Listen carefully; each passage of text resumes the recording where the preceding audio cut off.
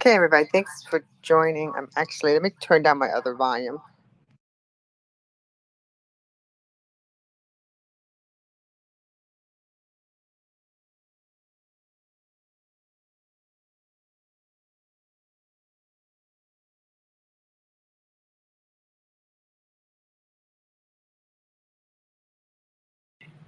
Okay.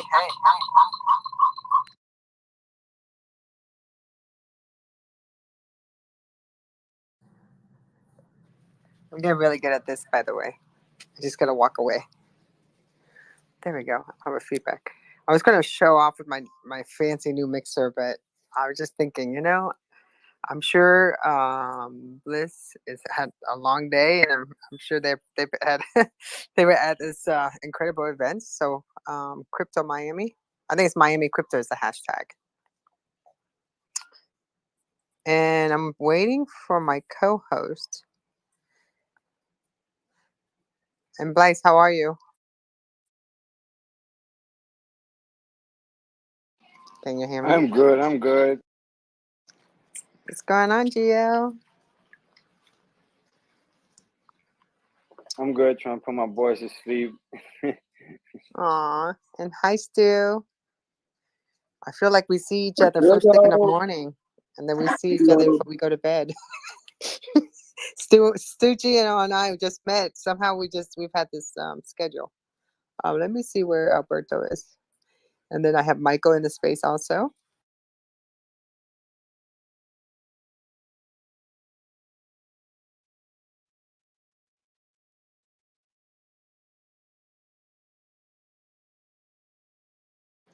See, Alberto is the cybersecurity aspect of the team, but also he knows a lot about crypto, and I'm very excited about the blockchain and learning more about it. And let me go ahead and oh, here we go. Hold on a second. Sorry, Blaze. I'm like waving at you. You want to come up here, Devin? If you want to come up and join us, let me give you the mic also. So right now we're streaming. I'm recording this. Plus, I'm actually double recording this on another platform so I can see how the audio sound. And Bliss and I will be chatting, and also I think I'm Bliss. How are you? Can you hear me?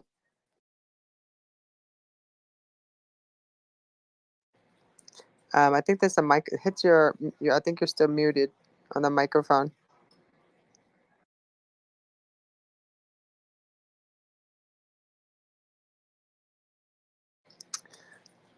If it doesn't work, you might have to like update the app. Yeah, you have to update your app. They just had an update. That's why we start early. I'm usually late, by the way.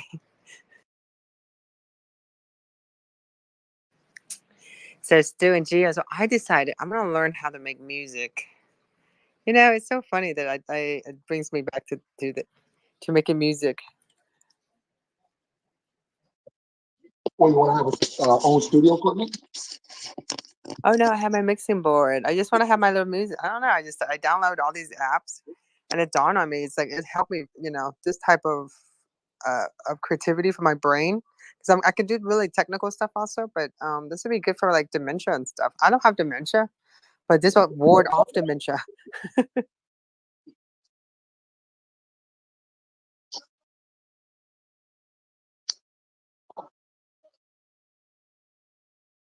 Oh no, no homework. Alberto, let me get. There's a good crypto talk right here. Let me get you to be the co-host, Alberto. First, I gotta get to my phone. Then we can start. We got 1 minute. Hi, Okay. everybody. Hello, everybody. How are you guys? Great.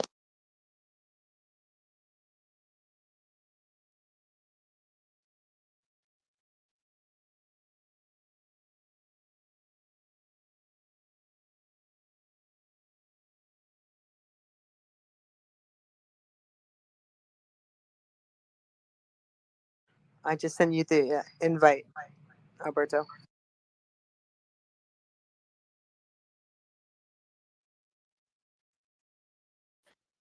Hey, Sonia, can you hear me? Hey, Devin, how are you?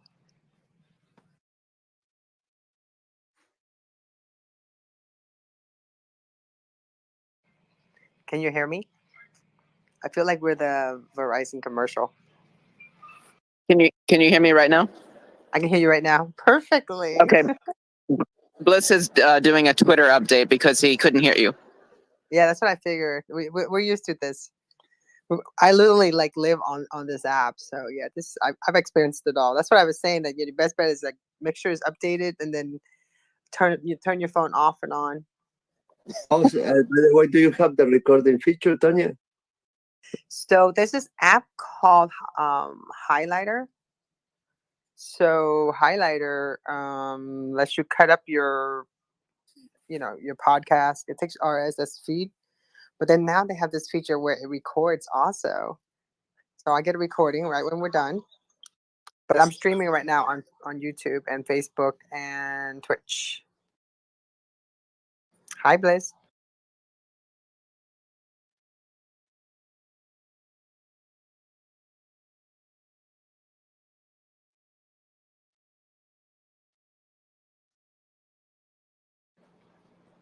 Okay, are we ready to rock and roll, everybody?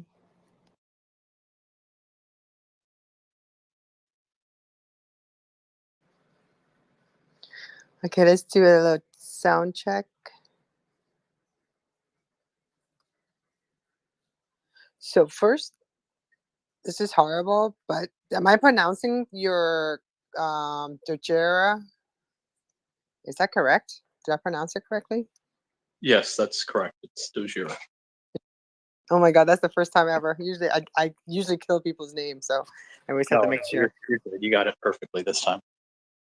So this is really exciting. I've been trying to set up this conversation actually for a while now. I've been bugging Devin. I'm like, I want to chat with them. I want to know what's going on. So before we start, can you tell our listeners a little bit? What we're gonna do is like a quick conversation between the 4 to 5 of us, and then we'll open it for Q&A later. But I kind of like also want to find out how was the Miami crypto. They didn't call it a conference, but a get together, I guess. Kind of curious, especially now with Miami going crypto and all. Can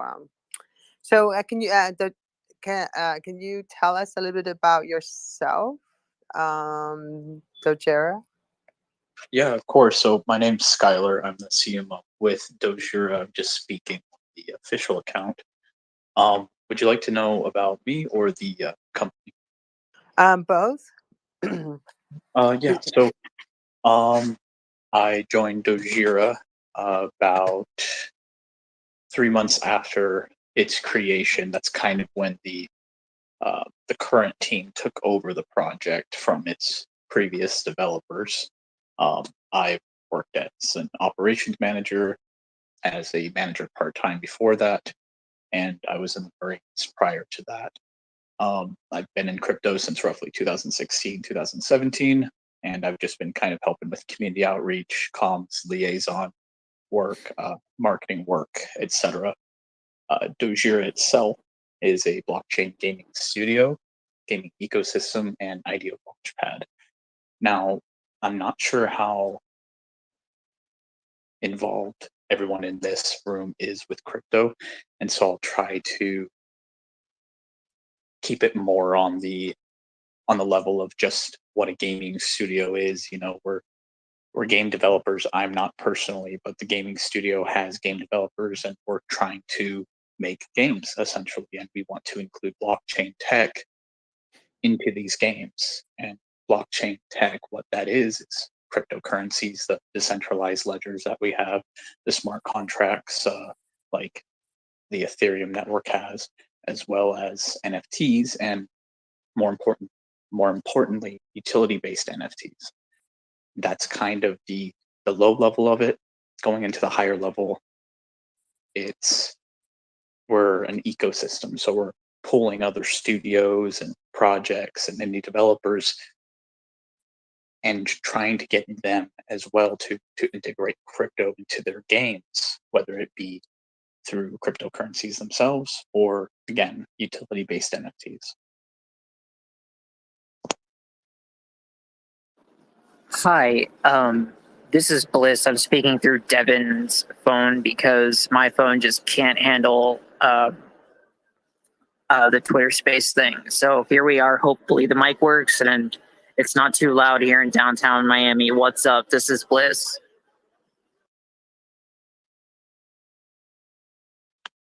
Hey, Sorry, Wes. I'm tweeting. Go ahead, Alberto. Why don't you take over Okay, for a second? Because I'm gonna tweet no, real quick out. Because I no made a problem. cute video and everything. I want to share this video. So Okay. Hello, everybody. My name is Alberto, and I'm very happy to be here. I am from Uruguay. Basically, I have been working in cybersecurity for almost 20 years. In 2015, I used Bitcoin for the first time. In 2016, I started researching about blockchain, cryptocurrencies. I started investing in cryptocurrencies, and I visualized that there was a huge potential there. I was working full time for the largest company in Uruguay as an information security professional, and at one point, I decided, no, this is not for me. The future is in blockchain cryptocurrencies. I don't want to work for this company anymore. I quit, and I started doing several things related to blockchain cryptocurrencies.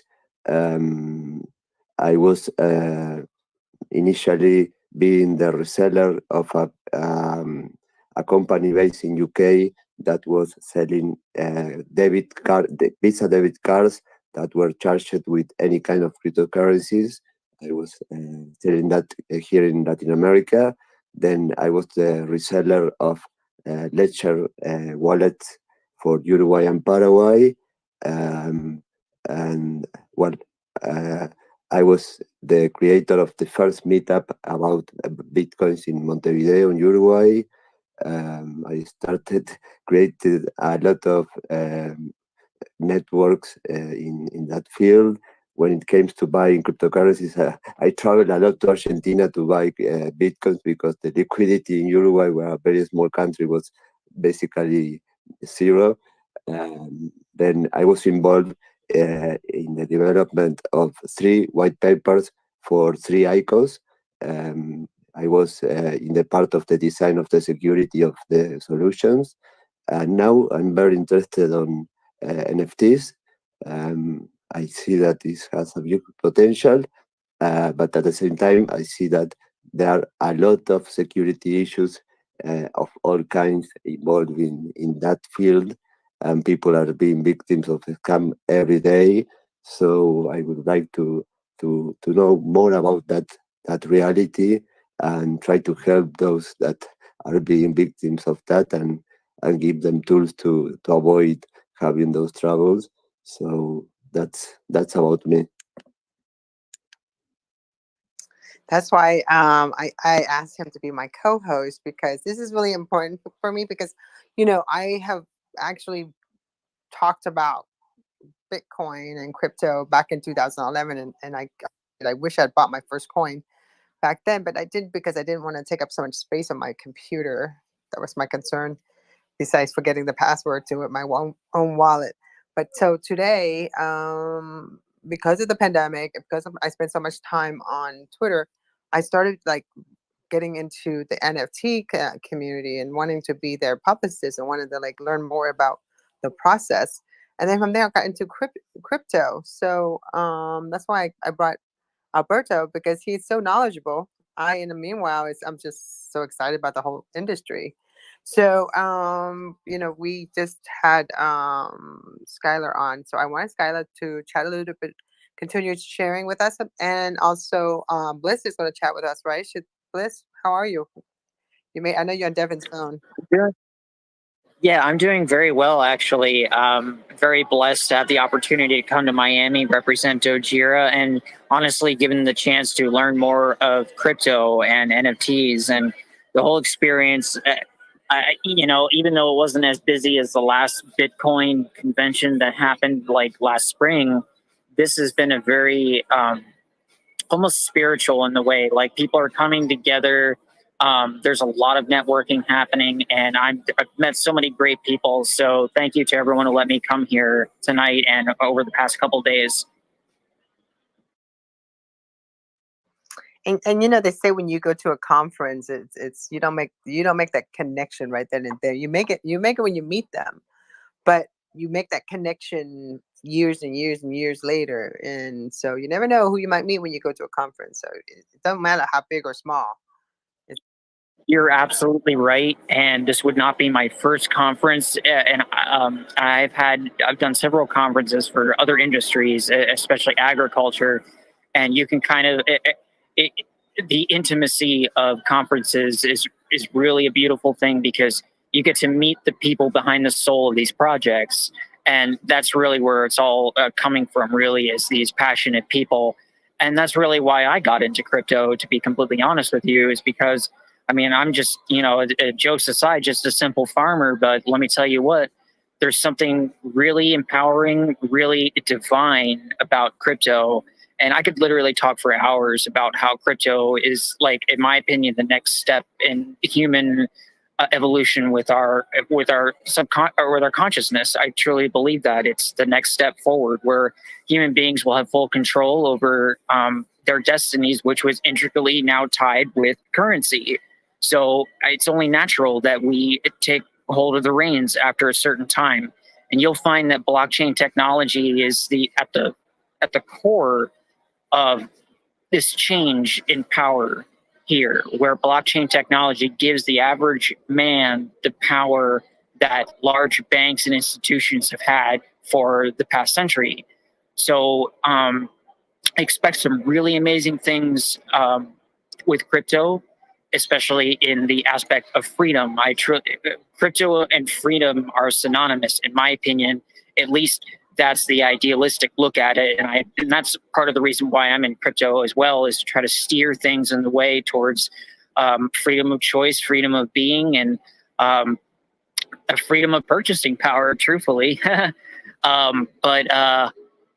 yeah, so just everything about crypto has been exciting for me. I feel like I found a great place to be. So I'll end it right there if you got anything else to ask me.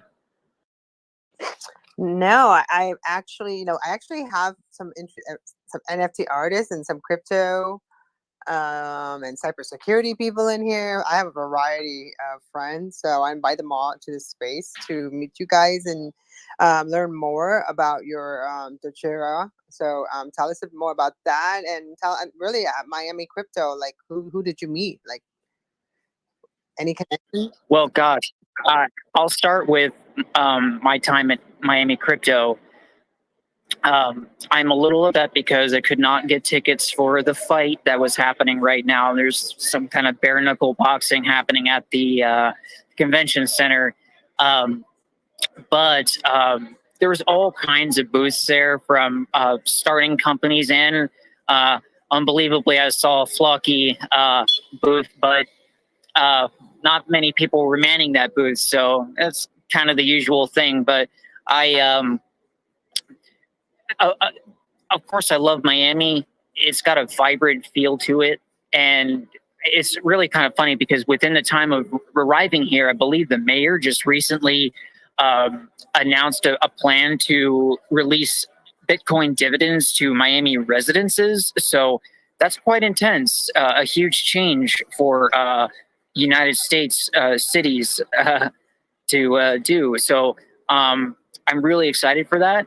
And to address that real fast, a lot of people will immediately go, oh, but where are they getting this money from? Quite simple, from the investments that they already had made with Bitcoin. So it's not a handout through welfare or anything. It's literally a dividend paid to the citizens of Miami.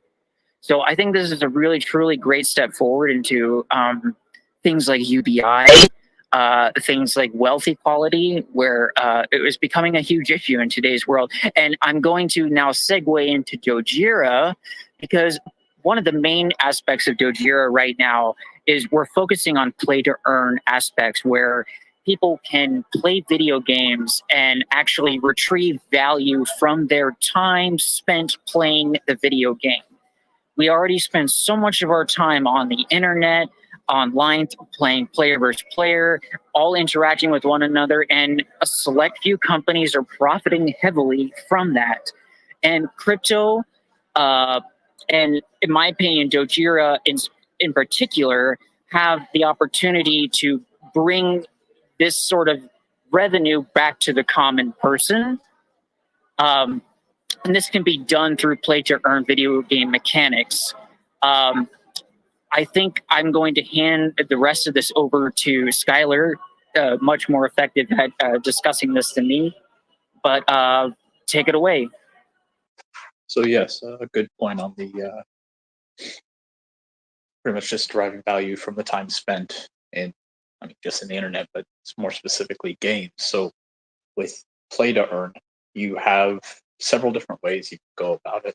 So with the more common ones that we have seen, it's tokens that are allotted for time spent. So you do an action and you get a reward from that. And that's kind of the more broad view of things, because you can say what action equals that reward. Is it in the game killing someone or another player, an NPC, etc., or is it mining this certain thing with a pickaxe? Is it chopping this piece of wood? What action equals that reward? Is it a certain amount of enemies? Is it mission completed, etc.? And then in turn, how does that pool of rewards get refilled? Is it through a fee that you go ahead and put in at the beginning of the game, and then you might get some back at the end with time spent? Is it holding an allotted amount of tokens that allows you to get into that pool? Or is it an entire game economy that's focused on real world economics? So let's say we have RuneScape, for example. You have a bunch of people selling different pieces of armor, gear, etc. So you could, in theory, well, inside of a game, become a blacksmith and sell armor, and you get money that is in game that is then transferable to real. And I see Alberto has his hand up, so I'm gonna go ahead and let him. Yeah, no, this is crazy. Today, this afternoon, I got an email from somebody who has a very Uruguay is a country that exports a lot of software to the world. And today somebody sent me an email because he saw my profile in LinkedIn, and he told me, I am running this company that creates video games, and we're going to start selling our video games in the market of NFTs, and we have no idea of who to contact. What's the ecosystem of blockchain in Uruguay? Can you give me any advice? Can we talk? And well, when it comes to NFTs and that, I have knowledge of smart contracts, I have knowledge of blockchain, but when it comes to implementing software running over those platforms, well, I have no knowledge. I mean, my field is cybersecurity. So, guys, I mean, we are creating here probably a network. I mean, if you are interested on contacting this person in Uruguay, the owner of a company that creates video games, that would be awesome. It's incredible because it goes today that I got that email and I didn't know exactly what to answer, but to tell him that I don't make anything with NFTs, but you guys now are telling me specifically about games, video games, where you could be telling me about art, about anything, but no, you mentioned the case of video games. It's amazing. Yeah, man. And if you want, just go ahead and send his contact info my way, or have him contact us, reach out to us, and we'll get him set on the right path with that. With NFTs, they could also be a part of this play to earn pool, or within the game's economics. So that armor that you craft, in theory, because a lot of these games are just kind of at the base level right now, we're still in the blockchain tech infancy, in my opinion. So you could, in theory, have 1 billion NFTs in that game, and they could be worth almost nothing. on the open market. Open market goes ahead and says this is worth this is worth that. So it's up to them to decide. And normally, time spent is going to equal more value on items. So you can spend 10 seconds to chop down that tree and 20 seconds to mine that ore. But when you refine the ore and when you combine it with a shade tree or however you want to do it in game, and you make a bow or you make an arrow or you make whatever you do make, armor pieces, legendary weapons, whatever, that NFT has more value, and you can combine NFTs and they make something different. That stuff is possible, or it could just be as simple as these are regular in-game items and now you can combine it to make an NFT. Now, from that, you could also just make NFTs by yourself and place them in that play to earn pool. Again, a lot of different ways that could go around actually earning them. But I really see in the more immediate future that not being possible right now. That's more of a long-term vision. What is immediately possible is having NFT assets in a game similar to how the Steam marketplace is, but like on a bigger scale. And there's no way that you can fake these. They're always going to be verifiable, immediately verifiable through smart contracts. So these NFTs, you just can't fake them. I mean, you can make one, but is it from this deployer? Did that smart contract verify this, etc.? And those could be immediately implemented in like bigger game studios. And so everything that we're doing right now is at the core of innovation in blockchain tech.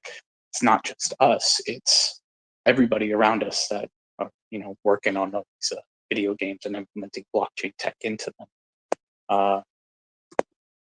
I'm not kind of just on the not so much a clear direction or answer on the question. So yeah, absolutely.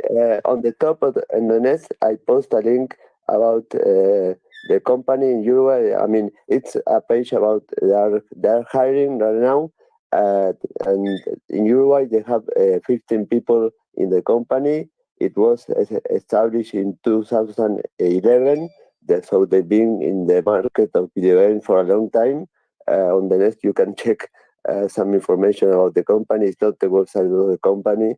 It's a website that is about recruitment for them. We will talk. I will send you a message to you or to other of the guys of the team to establish a link there. That would be incredible, amazing. yeah, thank you, Dan. And I'll go ahead and I took a screenshot of it, and I'll go ahead and jump into there and look it up at a later time. So thank you. How cool is that? And I am not technical by like in any means. Owen, our lead developer, he's worked on Dogecoin and worked with Digibyte back in 2013, 2014. He's implementing graphical algorithms to help out the more smaller miners back then, so they can go ahead and mine Dogecoin. And so he kind of he didn't just kind of he helped push Dogecoin along, and I would say even building that foundation, allowing it to get where it's at today. He's worked with Zendesk, Microsoft. He's made his own game by himself, got about 150,000 plus downloads on Steam, and that was just by himself. And so we have, I would say, a pretty capable lead dev that knows not only Unity, Solidity, all other forms of code, software development kit, blockchain tech as a whole, and with those different skill sets, being able to integrate blockchain tech into video games pretty effectively, and also being able to lead a team of other game developers, which we recently hired two experienced Unity developers about a couple weeks back. So,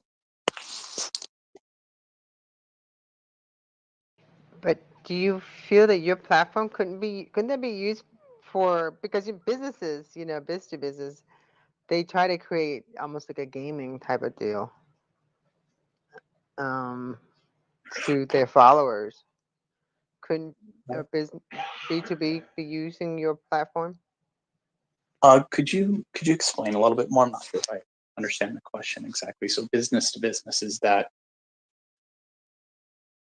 kind of like offering consulting or offering some other type of business to other businesses? So I have a platform and I invite other businesses onto this platform.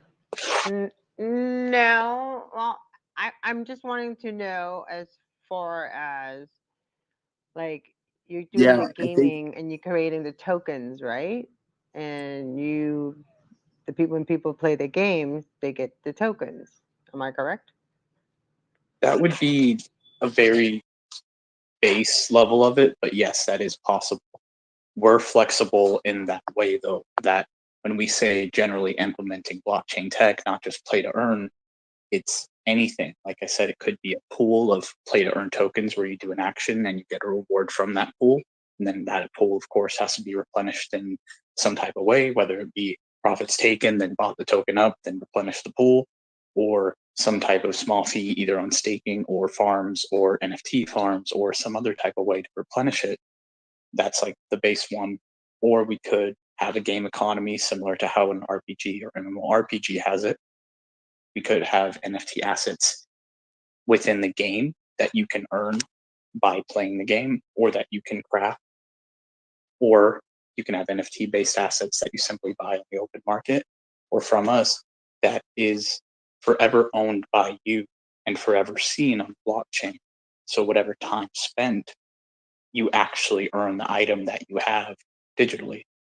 There's other as blockchain tech increases and adoption and there's more innovation in it and more things come to the forefront, we're able to use that and again be flexible depending on the game, because you wouldn't have a game economy for a fighting game like like Street Fighter or something, but you would have it for a game like WoW.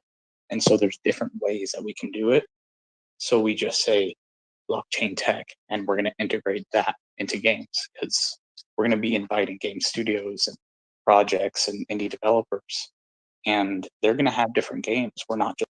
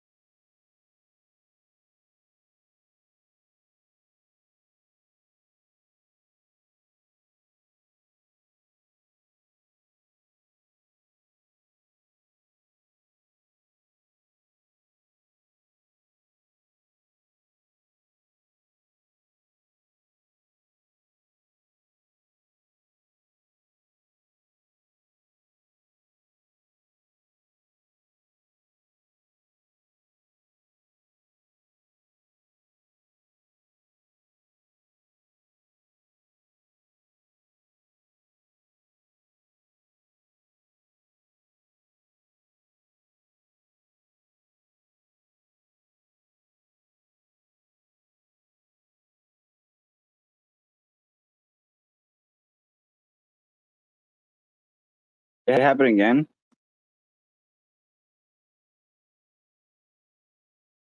It got I don't know, it got disconnected. So now here we go.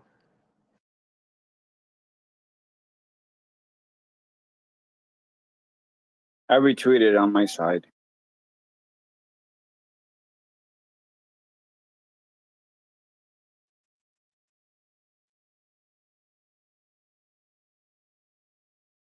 Should we discuss about a technological marvel of SpaceX? Hi Josie, how you doing? How was your day? My day is just started. It's the morning in India.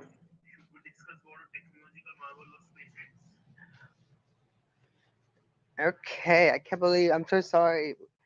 It got disconnected, so I just had to like start it my own. Okay, let me see. Bliss, are you here? I think you're on Devon's space.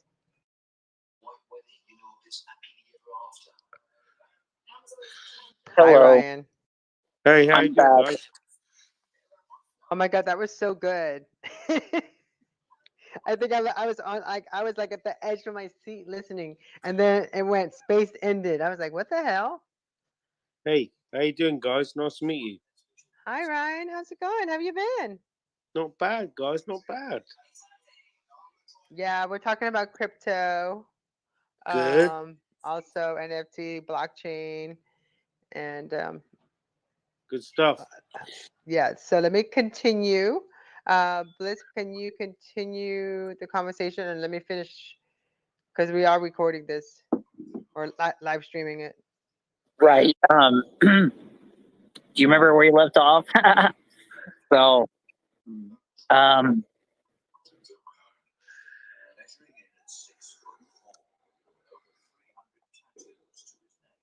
let me try to get him back in here because he's on contact with me right now.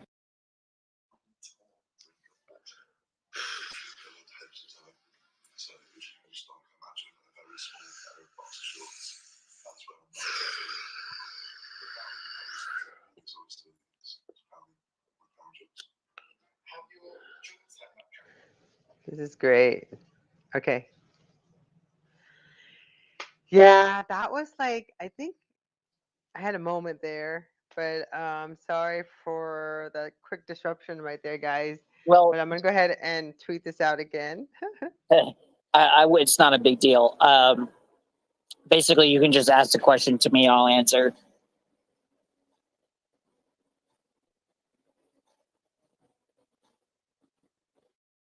What do you see the prospects of Ethereum in new technology and new blockchain? Ethereum is better than Bitcoin, or Ethereum is less than Bitcoin? Well, right now we are we're on both Ethereum and Polygon, and one of the reasons that we decided to cross over to Polygon was because the fees right now are at a level where we can experiment with our economics, our blockchain economics that we're having for the video games. So right now, I want you to imagine like any sort of activity in a video game being at the mercy of Ethereum fees. I just not even feasible. Uh, I also can't imagine fractionalizing it down to a level where it would work on Ethereum where they have it now. Now, do I think in the future Ethereum will be able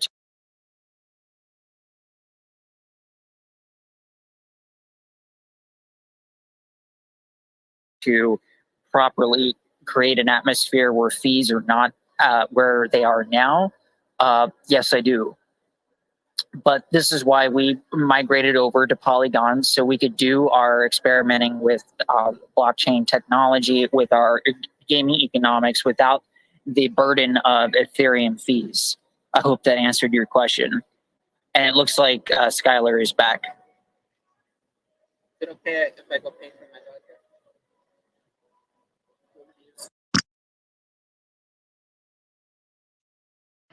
Alberto, you're gonna have to leave the space and come back in again.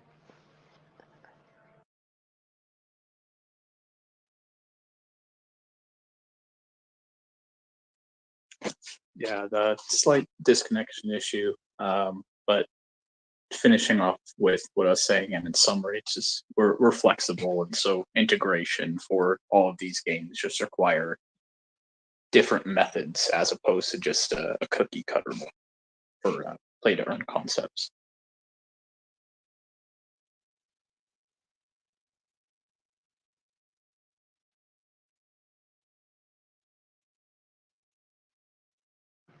Alberto, did you have a question?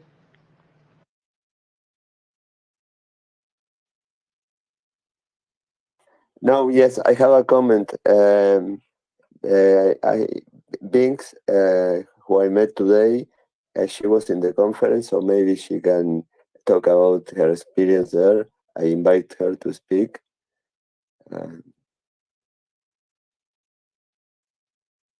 Invite her to speak too. Yeah. Now this is so interesting. I mean, today I met her. Today I got contacted for the video games. It was a good day, huh? It was a great day for you. Today I had an interview that I don't know. I won't say anything. But yeah, today was my crypto day. 100 for Alberto. Thank you. Hey guys, how's everybody doing Hey, tonight? Yeah, so today we're was the doing last great. day.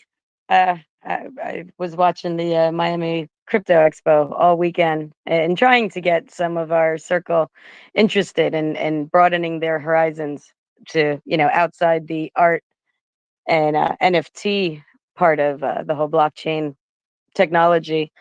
But I found it, each day between the panels, I mean, some of them were, hard for me to stick to. But, when they were talking about real estate and mortgages on the blockchain, I mean, they had some panels, was it yesterday, about taxes and whatnot, and so much information that a lot of people just miss. And I think it's dire.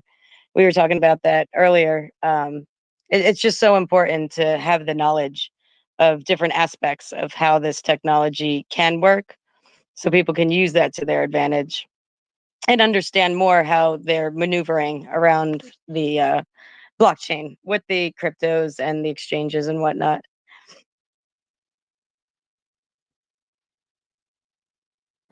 Absolutely. That's the one cool thing about these conventions is there's just so much knowledge here for everyone to learn, and I would do it again 100%. So yeah, next time you see me, give me a holler. We'll talk. Yeah, we live upstate New York, so we do our road trips down to the city every so often to go to different conferences. We went to SmartCon. What were some of the others? I lost track of how many of them, and they're all great. And the one thing that I love is that if anybody says they're an expert in this industry, they're totally full of it. And when I go to these conferences, I get nervous because I'm like, am I keeping up with the times and what's going on? And when I see some of these people on the panels expressing their concerns and their hopes and what they are lacking right now and what they are looking forward to and being hopeful for. It's literally the same thing that we're talking about behind the scenes at home, my other half and I. So it's definitely a boost of confidence that we're definitely keeping up with the wave. But yeah, it's such a bigger picture than I think many open up to. And I think the knowledge is dire. So, I was trying to share some of the speakers while I was in spaces, but they'll come to hang out, but when it's something important, they don't want to come around. What was one thing that you discovered at this conference? What were your thoughts? I mean, what stood out for you?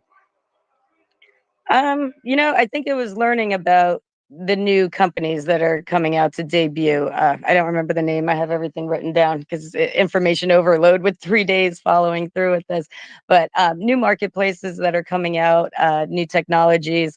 It was really nice to see so many start talking about the VR and AR. We just launched our temporary rough draft virtual music and art fest venue. So we were kind of it was on our roadmap, but we got there a lot sooner than expected, and it was nice to hear that the whole community is moving with the times at the same time. So that was my favorite, the VR and virtual experience. I think now it's with because the popularity of NFT, and it's not even when we talk about NFT, with people think it's flat, it's like a picture. I used to thought it was actually, and boy, because of Lily, my eyes were like, I was like, really, really. I remember the day that I met Lily, and then I'm gonna have to bring her up here if she can, but I remember when I was like her first face, and she taught me. I always thought NFT was just pictures, right? And I have videos. I got that part too. And you're like, look, Jeff, but I like the thought of it in music notes. And then I was thinking, wow, I could get it like this, or I could create this and that, like. And then we somehow, I think either she invited me to it, but the Dolce Gabbana, they had an NFT, and I have the fashion and beauty background, and then I started talking to my communication director, and one of her clients, they're yacht builders, they're getting into NFT. So taking pictures of their yachts, and they're creating NFTs for them. So as part of the paperwork when you buy these yachts, it's really interesting how much further. It's not. It's about at one time you taught you. I did. I thought it was just as a picture as an NFT, but it's really anything. So You can look at it like a deed for whatever it is that's minted. That's one way to look at it. But yeah, it's a wild ride. I literally just came out of a clubhouse space over there with Corey Feldman. He just had his first NFT drop, and he's a musician also. So I did a reach out, so I'm pretty hyped about that and see if he responds. wow, that's awesome. Yeah, but everybody's coming into it one by one. Did you tweet it? Did you tweet to him? I'll retweet for you.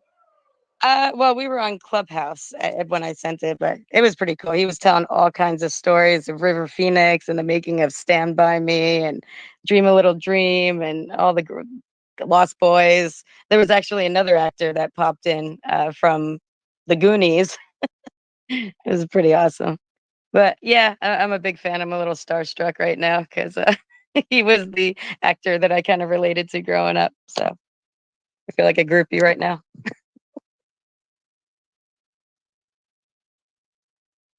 Yeah, I know what you mean. Yeah, you know. Oh, that's my dogs.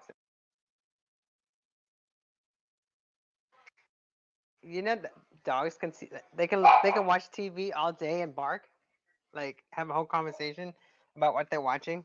My dog is literally barking at the TV right now, so because he doesn't like it. So let me walk away from the poor thing. Yeah.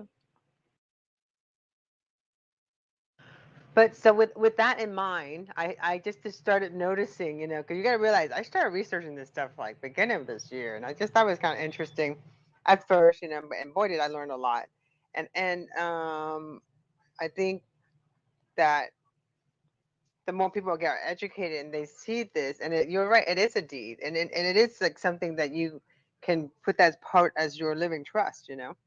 So I find that interesting. But on the other note is that I'm gonna learn how to make NFT also. But my thing is, I want to like it's for my personal use. I have like audio files of my mother-in-law who I love very. Oh my God, I love her so much. I took care of her when she was sick until she passed on, and so I have these short little video snippets of her talking to me or leaving a message, a voicemail.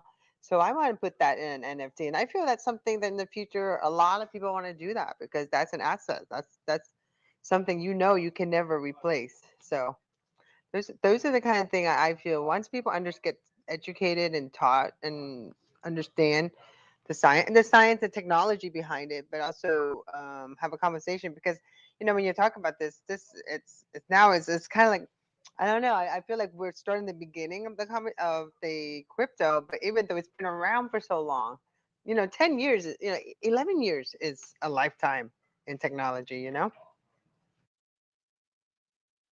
I think Alberto's like when I found out how long he's been in crypto, he's like senior to me.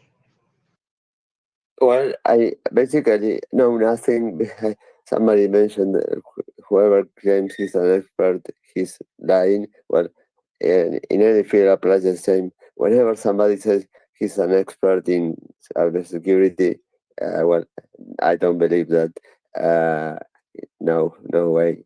There's no guru, huh? And to become actually an expert is something that you don't get the title by studying, by doing things. It's the other people that start uh, noticing you, viewing that you are good at certain field, and it's the other people that put you that title of expert. Uh, it's not somebody, something that you self-proclaim. Yeah, that's what I'm saying. So you're not a guru. Guru, like I've been doing social media forever. Like I don't even think of it as anything. It's just like I don't pay attention, right?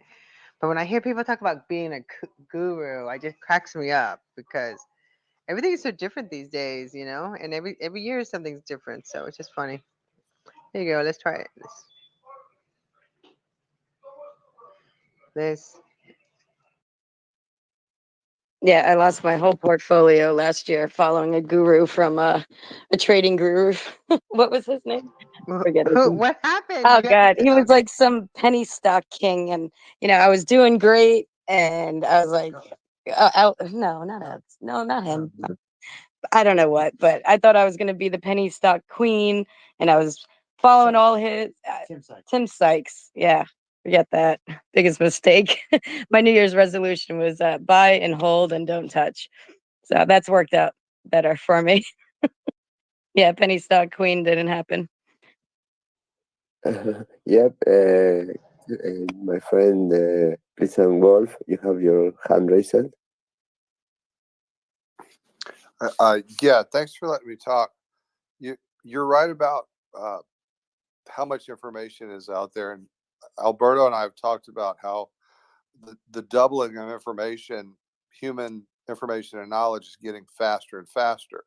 And when you get into specific fields, it's jagged. Uh, CRISPR technology is doubling at a rate much faster than Roman mythology because there's so much new to know.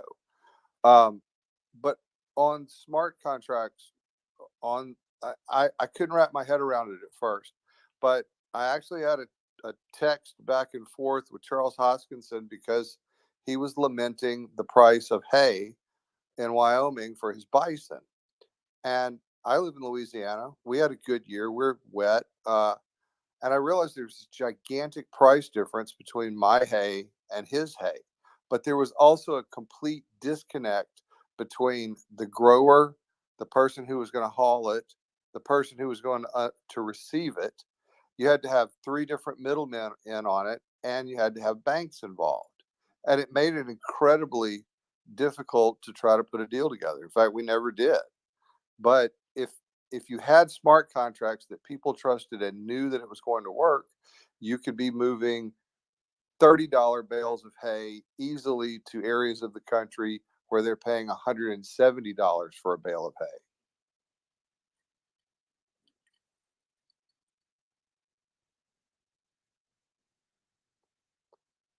To me, it's just the idea of what all can be used on the blockchain. It's it's hard to get my head around, but it's here and it's morphing and changing. And you're right. I don't think anybody can keep up with all of it. We're going to have to specialize. And I wish someone else would talk because I feel like I am just nervously rattling on. No, you're fine. Don't worry, we're good. I'm loving this. No, it's true though, but then that gives the ability, because of that. Don't you agree that it gives the, because I remember the early days in social media back in 2009 or so, and how things were, and then you start noticing these groups getting formed, these niche, these topics. The same thing. So with the blockchain, so you'll have like different niches forming. So right now, I see a lot of luxury brand converting to this. Having these type of like a deed, like you might say, that it goes with the product. You know, like if I buy a Louis Vuitton purse, I'd love to have something that's I'd love to have an NFT with the purse that I'm buying. You know, that's and it would be worth it, just like a Louis Vuitton bag. You know, if you end up getting a chance to buy an old Louis Vuitton bag that's like 50 years ago, you know, it's worth it. But so imagine you got this an NFT, a Louis Vuitton bag that you bought. It's like So that's incredible. it would be like a forever souvenir of that purchase. Is that what you're saying? Yes, it's a certificate of authenticity of that purchase. Okay, I got you. Yeah, I'm coming from, okay, I worked in a department store most of my life. So I worked at Saks Avenue because I launched a high-end cosmetic company. But my girlfriend also worked for Louis Vuitton, and they have a whole division for fraud and everything, you know, because people do the knockoff. And so they have to be really careful. You got to know, you know, look at the handbag. You got to really look at it, right? But then now with this NFT thing, oh my God, it is like part of the bag pretty much.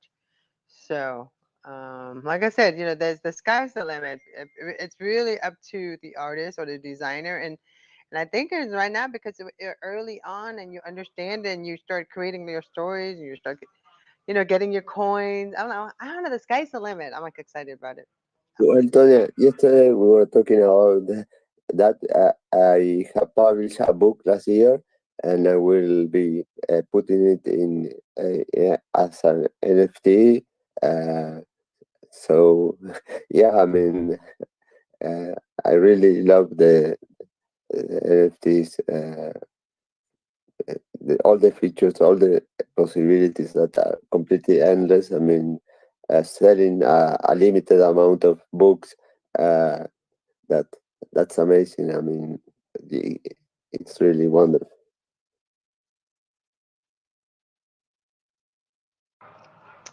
See, one day or probably by December, which is soon, we'll all be wearing glasses and we can probably be able to look at all our work, Yeah, I'm our glad. folder. By We'll the all way, be playing the game together. That's my envision is that I want everyone to remember the hype and fun of Pokemon Go, where for like a week, adults everywhere were contributing to the uh, exploration of something that was placed in our real world, but it was completely virtual. But yet we had given it so much life and so much realism to it that it was a completely different world for like a week where you saw people walking the streets looking for random Pokemon. So I think the same thing could be accomplished over and over again, and in maybe even more effective ways, where we could even recreate events that had happened and things like that. So many great things can come with artificial reality or augmented reality, excuse me, and yeah, just so many amazing things are on the way. yeah, but sorry, I would like to shout out to Jonathan. Jonathan is out there. Jonathan, for you guys, he is an expert in cybersecurity. I am giving him the title. He's extremely, his skills are endless. He's like family to me. So I'm glad you're here, Jonathan. And that was me. Sorry.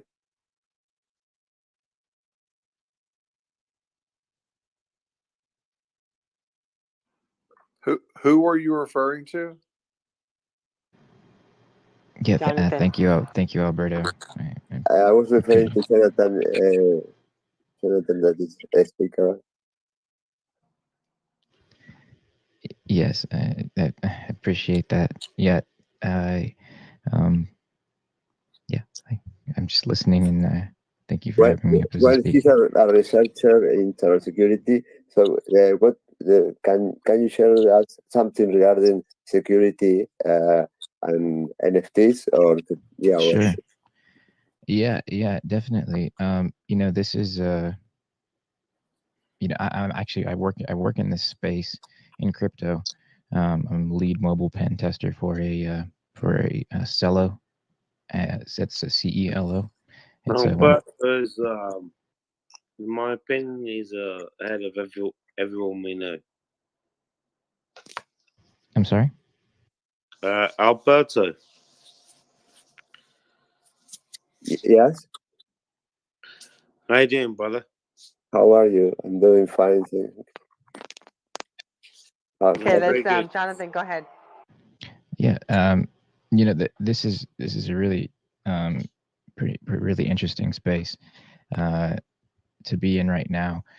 I think specifically regarding how crypto is going to actually be affecting the metaverse is going to be something interesting to follow, and truly the privacy that surrounds the metaverse blockchain technology, and how they're each one of the disciplines is going to kind of merge, right? So let's say just I mean in general, right? Suppose we have we use blockchain technology to confirm objects in the metaverse. We're using blockchain technology to confirm smart contracts with with NFTs, right? This entire space is just truly going to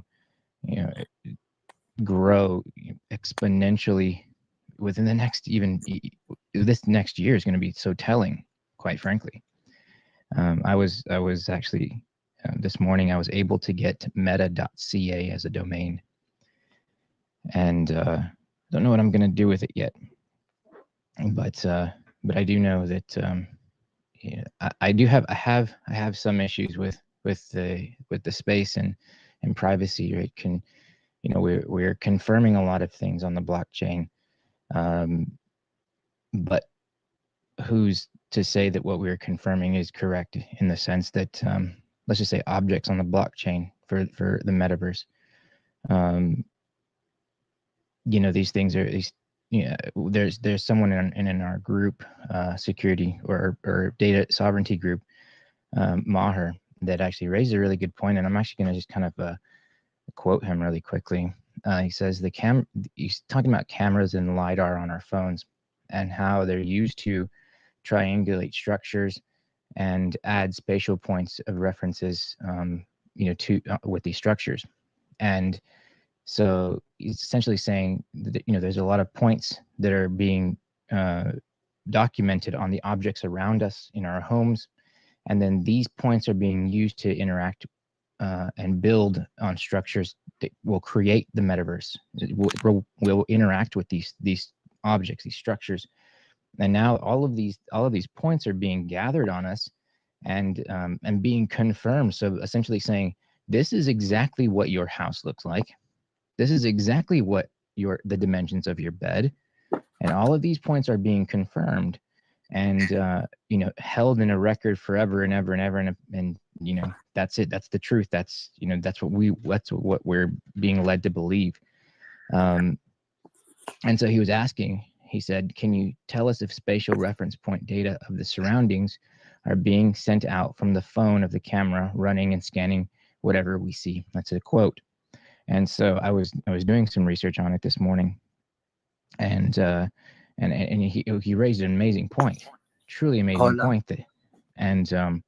So this is something to to really consider when it comes to there's always different sides of this technology, right? Hola. And we're using. Okay, someone's speaking. So we can use this technology as a validator, right? So we can use blockchain technology as a validator. But let's look at both sides of these things. What are we validating? And are we validating things without you knowing that they're being validated, and then storing this information on the blockchain without your consent? And so I raised that issue, because I did find some evidence of it, and I told him I'd post it into our data sovereignty group. But this is definitely something to keep in mind, that we tend to see blockchain technology as the savior of validation, but to what end, right? If we validate everything, and we're validating without your consent, how good of a thing are we actually doing? So just something to keep in mind. Thanks. On the last thing you said, in the United States, the Supreme Court has ruled that individuals do not have because they never demonstrated a desire for an expectation of privacy with cellular technology. They don't have that. We do not have a right to privacy with our cellular devices. And that's why they don't have to get a warrant for a wiretap to listen in or triangulate you or whatever. You're absolutely right. But on the point you were making before about the metaverse meeting the real, has anyone read William Gibson? Mainly a science fiction writer. I'll be quick. He wrote one called Spook Country, and it's just part of the book. But artists have taken over physical areas and they are tagging them Banksy style, but you can't see it unless you've got the VR gear, and then you see it hanging in 3D in that area. And all over these cities, there is art that no one can see unless they know the coordinates and have the equipment to see it. And he wrote that in 2007, and I think we're there now. Yeah, absolutely. I believe we are there, right? We can, people are selling land in the metaverse, which is interesting. I mean, we're really, like you said, we're joining this real and meta universes together. It's quite amazing what can happen. Again, something that we definitely need to make sure that we understand what's really happening, though, right? We have to truly get the point. How do we confirm that someone is who they are, right? How do we know that we're meeting with a real avatar?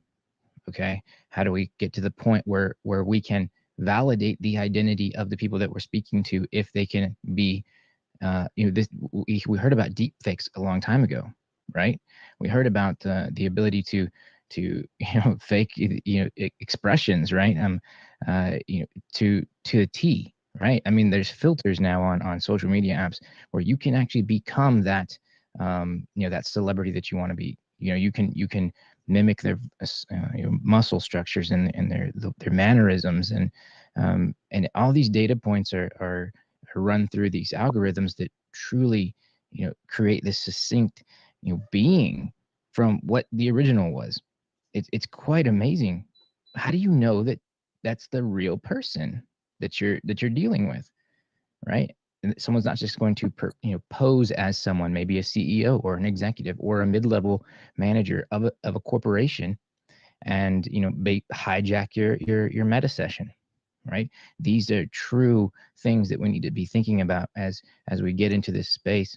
And how do we use the technologies, blockchain technologies, smart contracts? Sorry about that. I was sorry about that. Go ahead. Oh, it's okay. I think the education is super important, right? We have lots of buzzwords: blockchain, NFT, crypto, mining, validators, proof of stake, right? All these things that can be kind of that can be a little tough to follow, right? And many times that I've been into many rooms, people are just kind of agreeing and nodding their head in a sense that, oh yes, I understand what this means, but you don't. And we don't want to feel stupid to ask the question. We don't want to, there are crypto 101 rooms that end up being literally like doctoral level crypto rooms. It starts off one way, but it quickly shifts. I think if there are people that that understand this space, we should take the time to educate others, that are interested in this space and that want to learn, and take the time to show them, help them set up an account, help them set up a wallet, show them something simple, show them how to trade something, right? We cannot just be so selfish in believing that and that people can learn for themselves, and not everyone learns the same way. So I would challenge everyone that if you do want to share and you have experience in this field, to help someone, maybe your parents, your any family members, friends that do not understand this space. Start off simple, crypto.com, Coinbase, something small, but at least make that effort to engage with them and show them how the world is changing. Thank you. Do you think that are there fundamental cracks in the foundation of blockchain? Are there problems that we've got to go back and fix, or have to be fixed with 2.0 or 3.0 or 4.0? Yes. Okay. I don't know who said that. Sleep. I did. Is you want to go? You want to expand on that? Yeah. So, like for instance, with blockchain.com, I was able to fully auth myself as a developer through their REST API by going to their common error page, viewing source, and clicking the unmodified links. And I found their root API key in their source, and I tweeted it out a few days ago. So on my Twitter feed, there is the entire platform for blockchain.com at risk, and they refused to acknowledge my emails that I sent to them. I've tweeted at them multiple times. I waited the appropriate 90 days before I actually tweeted it out. I've known about it for a while. Same with Coinbase. Coinbase refuses to acknowledge that they have a non-configured subdomain, which could lead to their entire website being subdomain hijacked. And that's why I don't trust wallets that aren't hard wallets. Because if those wallets were compromised and someone were to send money to another wallet, you're just basically fucked with that money. And there's nothing you can do about it. Yeah, I think if I may kind of simplify this a little bit for what you said, Sleep. There's each company. Let's just say so. Let's say we actually have a just take Bitcoin for an example versus Solana. We have responsibilities. One, Bitcoin is decentralized as well as Solana, but there's governance that are in place, right? So this is different from an exchange. So the actual coin and people, the companies that that mint these coins. Let's just say like Bitcoin is DeFi for the people, right? This is out open for everyone to be a part of this technology. Something like Solana is DeFi for the people, but there's governance, right? There's a difference between again the exchanges and the actual companies that mint these coins, and the exchanges have the responsibility to protect their patrons by making sure that their technologies are secured and that there can't be any manipulation of transactions or injections, hijacking, things like that. So let's kind of break it down a little bit more, right? So the exchanges, so Coinbase is an exchange, crypto.com is an exchange, blockchain, I think it's blockchain.com, right, Sleep?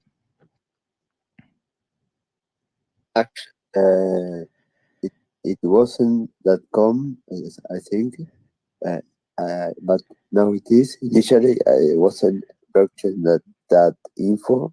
I don't remember. Right. Yes. So again, so there's these. We have blockchain.com. We have these responsibilities to maintain even stricter standards for in compliance as it pertains to blockchain security, and because a lot of times it's going to be. Go ahead.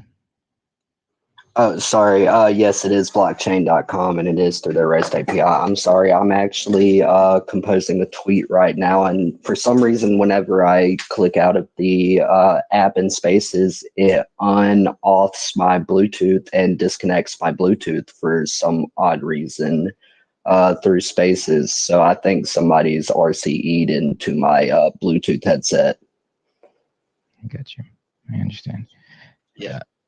Yeah. So yeah, but I was wanting to confirm that, Jonathan, for you, that it is the .com, and I'm composing a tweet right now. I'm going to actually tweet out here in a few minutes everything about it.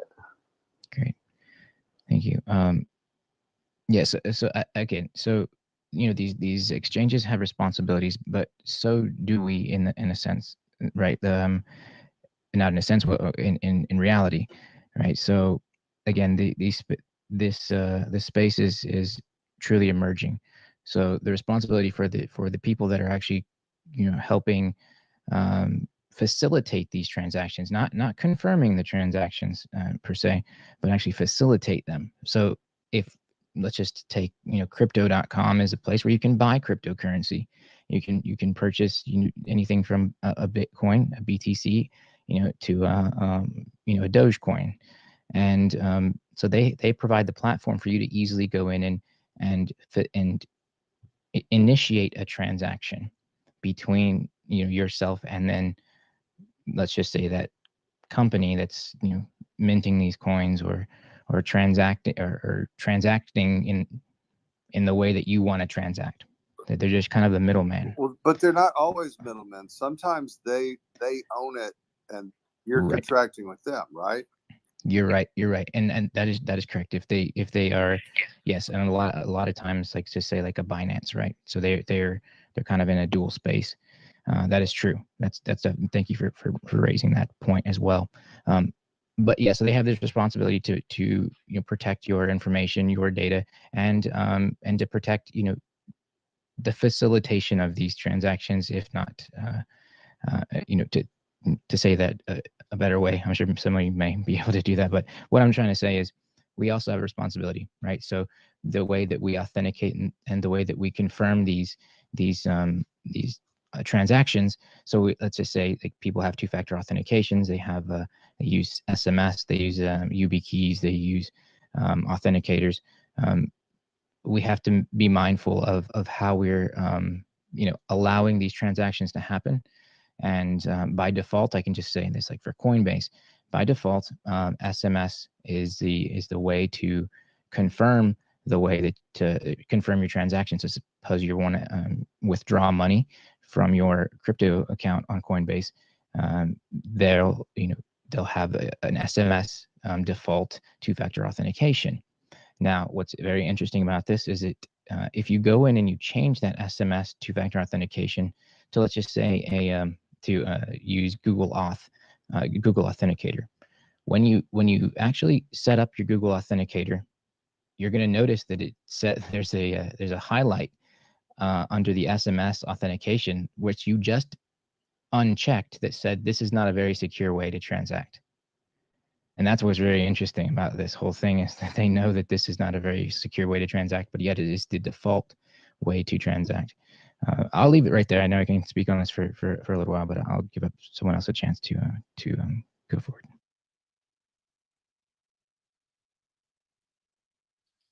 Solar. Okay.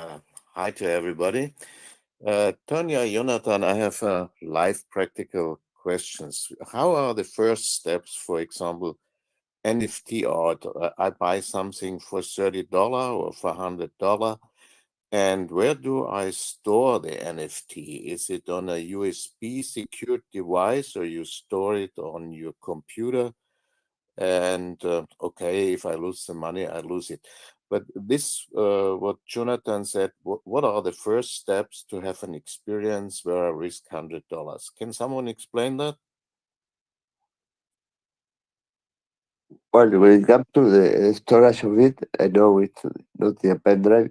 Basically, as it is based on blockchain technology, it is stored on the blockchain platform. So you don't basically have it in your computer or the kind of storage media that NFT is stored in the blockchain. It's forever there. You you you don't have to storage it locally. Yeah, this is my question, Alberto. When it concerns artworks, so let's say there's a crisis, power outage in the US, and of these mining computers, 100 fail.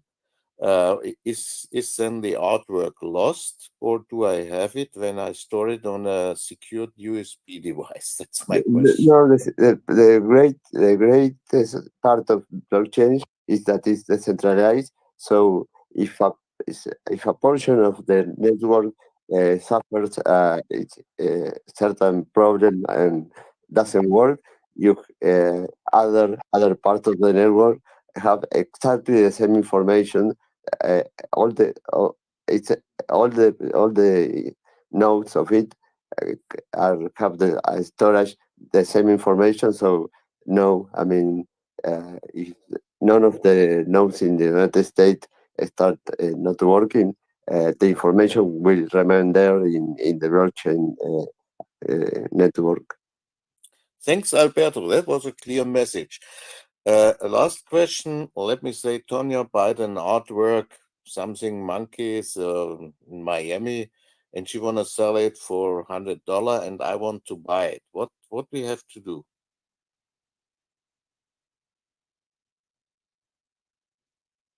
Sorry, what were you asking about buying $300 item in NFT?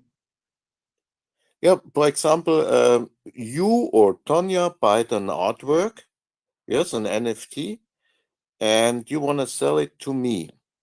What is the process to sell it to me? Alberto, I can help him with this. I mean, I was going to say that somebody that is in NFT should answer the question. So, Doshira, if you want to answer. All right. So to understand blockchain a little bit more, you can think of the blockchain as basically it's a decentralized ledger, and you can think of each address as a personal bank.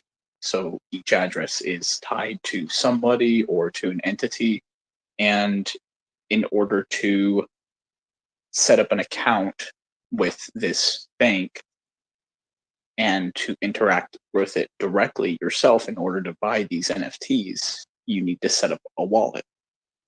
This wallet can be seen almost like a credit card, but this wallet, this address, this bank can also show you images, those NFTs, and it stores those NFTs. It also stores various forms of crypto.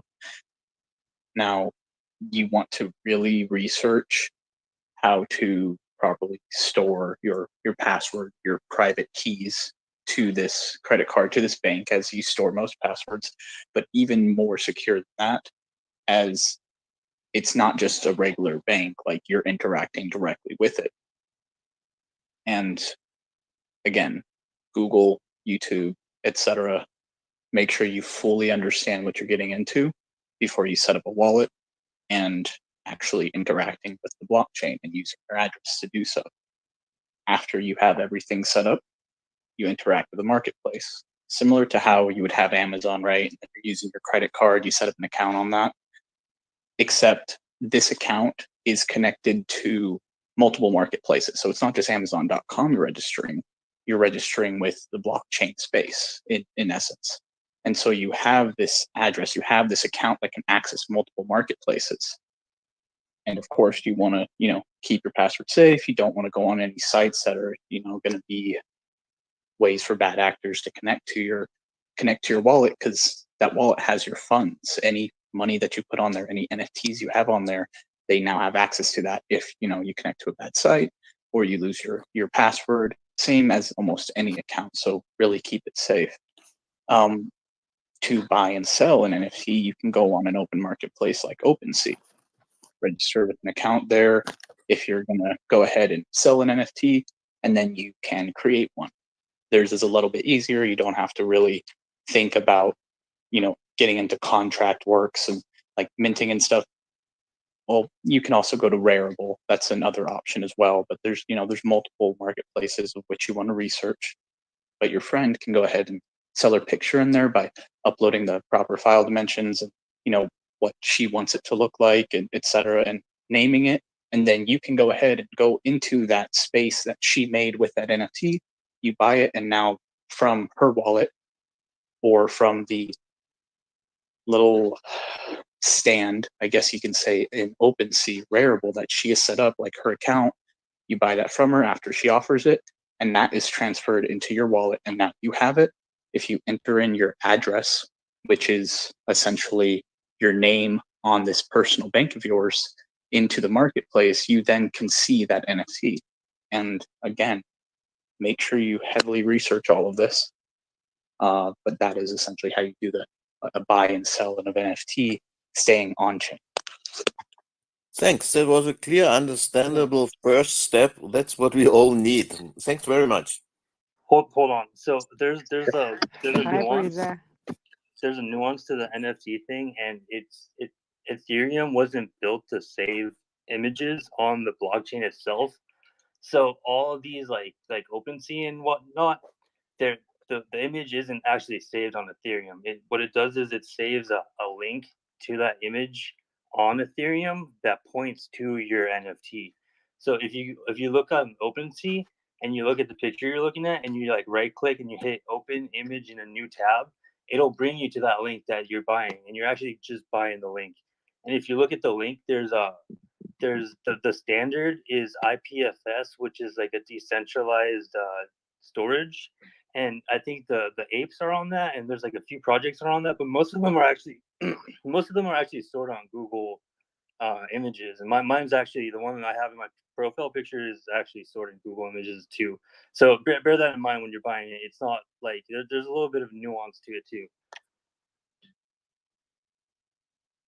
Yeah, I think it's important to. Hi, Oh, sorry. Breezer. How are Hi, you? Tanya. I appreciate it.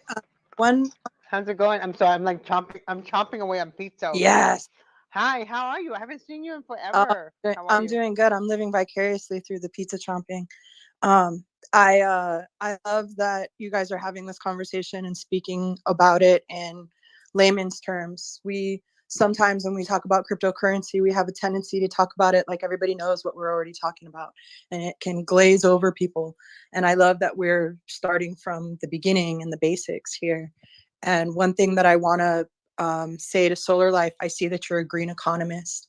So I think it's important for you, if you're interested in getting into NFTs, to look into proof of stake cryptocurrencies like Tezos and other green cryptocurrencies. You asked if I had $300, am I going to be able to buy an NFT? Not on Ethereum. Let's be real, not with the gas fees, not the way that things are right now, the way that things are so expensive. You're not going to be able to just buy an NFT with Ethereum like that. Your gas fees are going to be $300, most likely. And that's a sad reality right now, that we are waiting for ETH2 to transfer so that it can be proof of stake, and it is better for the environment. So realistically, if I were you, I would look into more green crypto like Tezos, and find other platforms that are cheaper. Polygon, for example, has less gas fees. So that might be more realistic for you to look in an NFT market on Tezos or Polygon if $300 is your budget, because the ETH gas fees right now are ridiculous. And I wish more people talked about that openly. So that's what I wanted.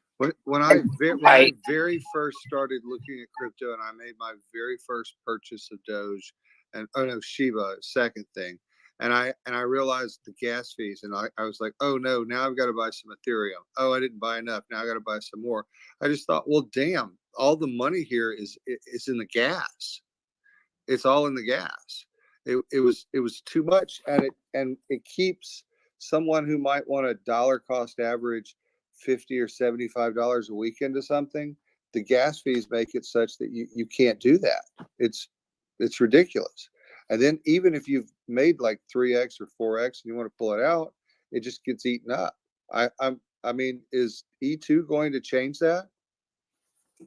Apparently, it's coming in May, and apparently ETH2 is going to reduce the gas fees. I don't know that it's going to eliminate the gas fees, but right now they're making money hand over fist. That they said it would be this year. Now they've put it to May, but yes, that is the hope. And honestly, the power is in our court. As the creators, we just have to decide which cryptos we're going to mint on.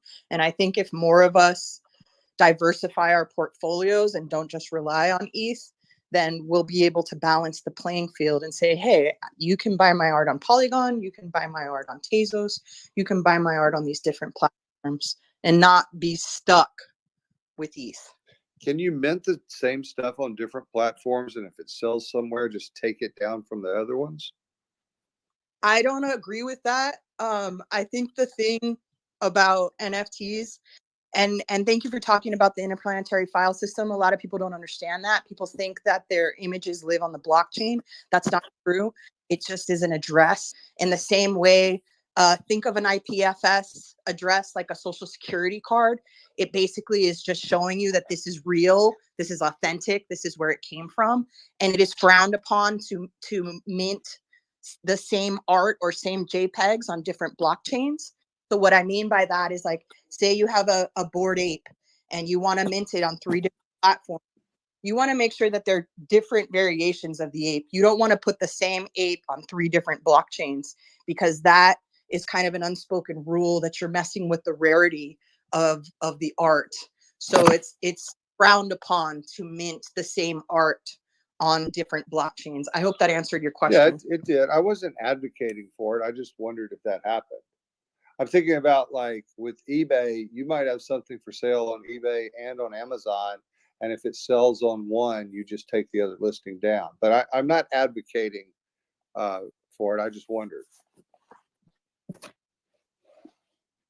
Yeah, it's an unspoken rule, I think, in crypto in general, that if you have your JPEGs on one blockchain, put them on that blockchain, and try not to mix them around like that. It just, for me personally, wallet, it makes it easier to have all of my NFTs stored by the cryptos that they are. For example, I have my Tezos wallet on a separate computer. I have my Coinbase wallet, on a separate device. I have my crypto.com on a separate device. Like, it's important to keep them all separated. You guys are talking about hard wallets too, because that's important to discuss, and a lot of people don't know about them. Well, so yeah. Jonathan, you had your hands up. Yes, I think it's maybe beneficial for people to, a lot of people hear NFTs, right? Like, we're kind of going back to the basics, and there's a lot of questions that people have that I'm actually asked a lot is, what's the point, right? What's the point of this NFT? I mean, I can see it, right? I can right click and I can save it. I can save that GIF, I can save that JPEG, and I think it's something to speak about. There's a lot of people that don't quite see the point, right? I mean, maybe the rarity of it, right? We can understand that, but well, what's rare about somebody creating an art that nobody knows who you are, right? Well, maybe you could blow up, maybe you could become an amazing artist. The likelihood of success is slim. Right? I think it's an important thing to talk about. Of why are NFTs important, right? Maybe not just to the sense of, like, for artists, right? I think as a global shift in the way we transact. If anybody wants to speak on that, I think that would. I hope that it would be an interesting point to NFT, because it is something that I come across a lot when interacting with people. Thank you. Satire.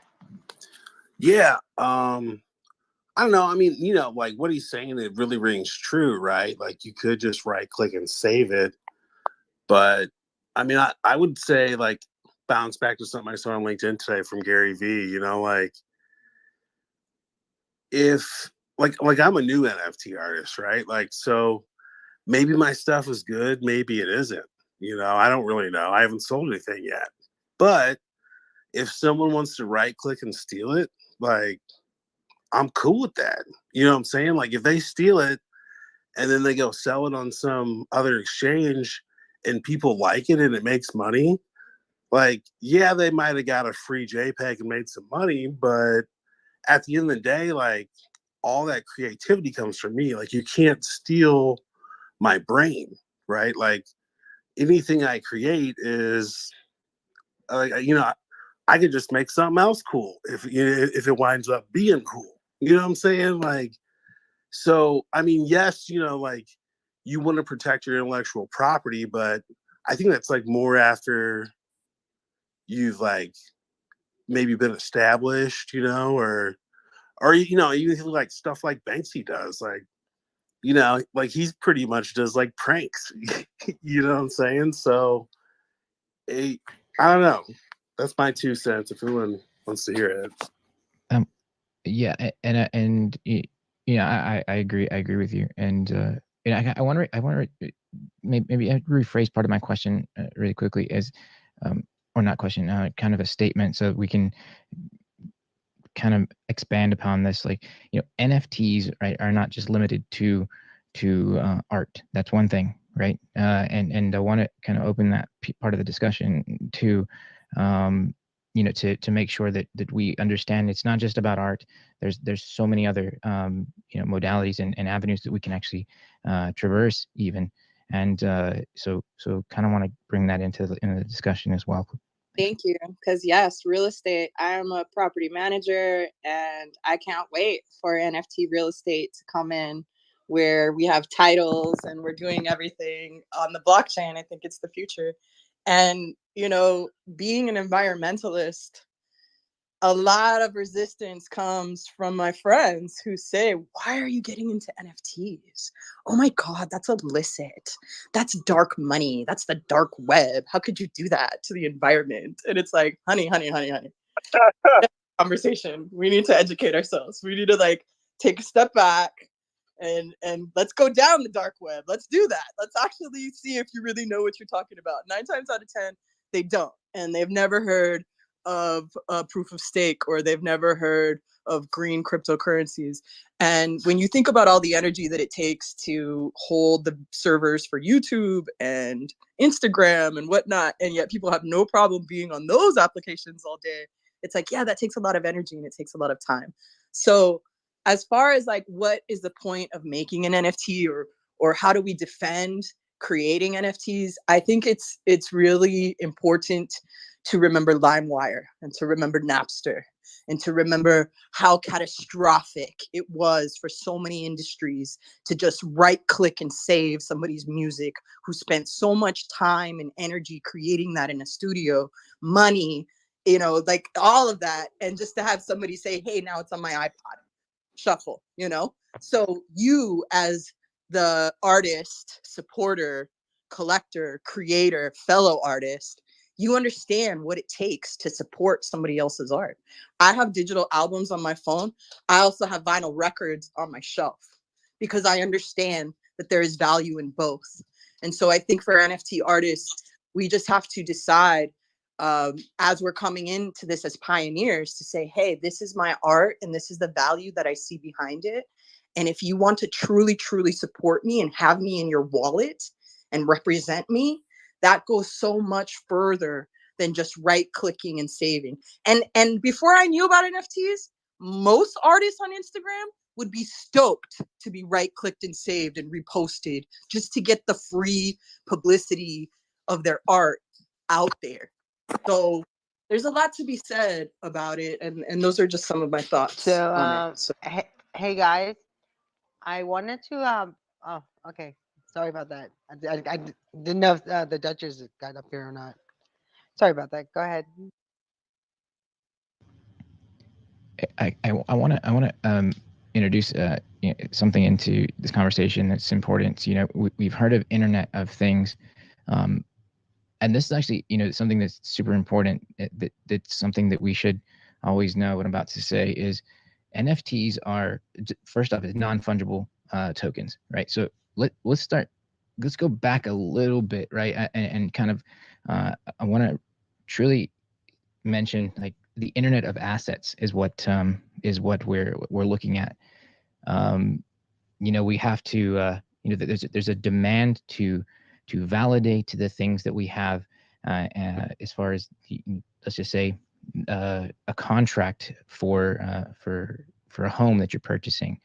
That making sure that this record lives in a public space that can't be manipulated, that's always there for that we can go back and check truly the validity and process in which it was in which it was created.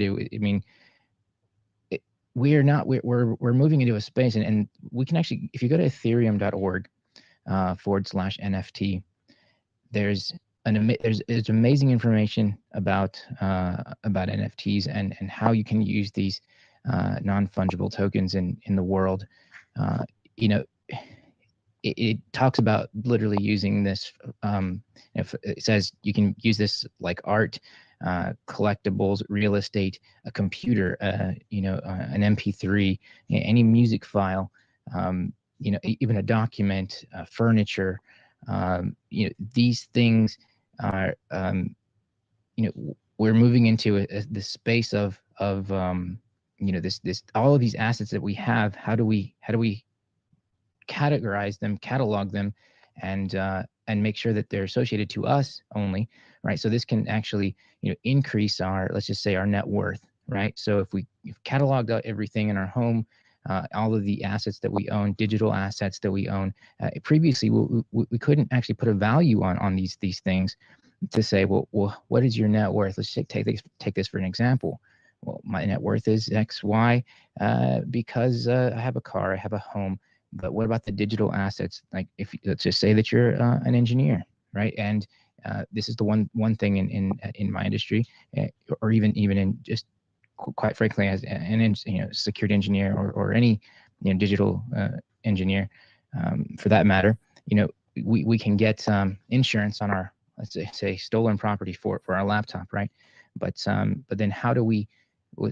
They'll only insure us up to like, oh, we'll only give you $100,000 on that laptop or whatnot. But it's super important stuff, and it's invaluable. Well, let's actually see what the value is, right? Let's actually put a dollar amount, right, on that on the value of that on those assets that you have on your computer. So when it's stolen, we can actually have a proper representation of the loss of that you've incurred. Right. So let's just take that for an example, in the sense that, we've needed ways to confirm our assets digitally for quite some time. And if we have a record of these assets that live in the blockchain, right, that it truly gives us another way to, thrive, honestly. So I want to introduce that into the conversation as well, because we are in a big shift, but I do encourage people to go into ethereum.org /NFT, and you can get quite a bit of information about where this is all heading. Thank you. Solar, did you have your hands up? Okay, I want to react to Brisa. Thanks for this information about art. I think I would use the term energy efficient NFTs, low power consumption. That's very interesting for me, because as the situation room is, we all with digital gaming, blockchain whatsoever, Instagram, Twitter, we're producing more CO2 than all the aeroplanes of the world meanwhile. So this is a serious problem. The other question is to Jonathan. You're an engineer. Can a new project be secured somehow on blockchain? Is this possible or not? Sure. Yeah, I think not just the project, but the specific assets that are involved in the project, can be maybe confirmed on the blockchain, right? Securing on the blockchain. These are two different things, right? Just because you have an asset on the blockchain doesn't mean that it's secure. That is something to understand. There's quite a bit of I guess we can go down a rabbit hole, but I will say this. My responsibility in in the crypto space is security. That's my job. I do work for a crypto company. But yes, the answer is yes. And specific assets can be confirmed on the blockchain and can be secured. And it depends on truly the I guess the goal and how, because you can well, I'll leave it at that. I'll leave it at that. Hopefully that answers the question. I suppose I wish I could maybe put some resources up. I'll send it to Tanya. Maybe she can pin some resources so that you can read about it a little bit more. Thanks, it helps.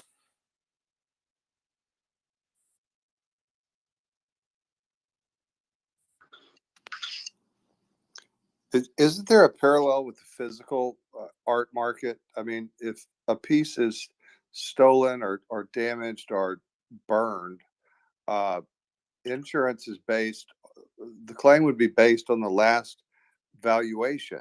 And we have valuations on NFTs based on their sales, and they're on the blockchain. The other thing is this, I don't think people, maybe you guys are way ahead of it already, but an NFT is very liquid. If you own a Ming vase, you can't take it to a 5-star hotel and use it to possibly transact the idea of renting a room for a week. But if you have an NFT or a set of them that have value that you can show the provenance on the blockchain, that it becomes a cashable item. It becomes digital cash. It has its worth. You don't have to change it into something else in order for it to realize its worth in the real world. We're taking things and turning them into ones and zeros, and ones and zeros. It just completely takes away the apples and oranges part of this, in my opinion. Am I wrong? No, not at all. No, I think that having NFTs in people's wallets is going to be like having a golden ticket. It's going to afford them access to different places that they were not able to get into just because they're a part of that club. So no, yeah, I totally agree. I mean, I think very soon when you go to the market or the gas station and you get a Slurpee and some Fritos and, I don't know, a lottery ticket, you may have an app on your phone that you pull up that tells you which is the most advantageous crypto at that very moment to pay with, which one is has inflationary or non-inflationary or is rising. That's got to be coming soon. Has anyone thought of that or seen that? There, it's funny you say that because we were talking about gas fees, and there's a website, Gas Rules Everything Around Me, and it shows all the different gas prices at the moment for the different platforms. And you can actually see, like, you can refresh it and see live. And that's the thing about these gas fees, like, they change in seconds, minutes. It can be like $1.99 1 minute, and then the next minute it's like $87 or whatever. Like, it can go all down. And does the time of day actually have to do with the price sometimes also? So it's funny you should say that. My theory is that there are different parts of the world that are awakening, that are like getting up, and then they're minting. So really it's how much activity is happening on Ethereum. So how much demand there is for the blockchain at that point. Exactly. And that's what's driving up the price. That's like washing your clothes in the middle of the night because electricity off of the grid is cheaper at 3 o'clock in the morning than it is at 10 o'clock in the morning. This is also why there's sleep deprivation in the NFT space, where people are like straight up staying up for 20-hour days trying to find when is the best time to mint. It's a little obsessive. Oh, OpenSeas is a one-time mint fee. Is that correct? Yeah, it's referred to lazy minting, and it's you pay once and then you can have different collections and then pay on the back end when you make sales. And is Overseas, go ahead, please go ahead. I was told that OpenSea is now also going to be holding Solana. Can anybody speak on that?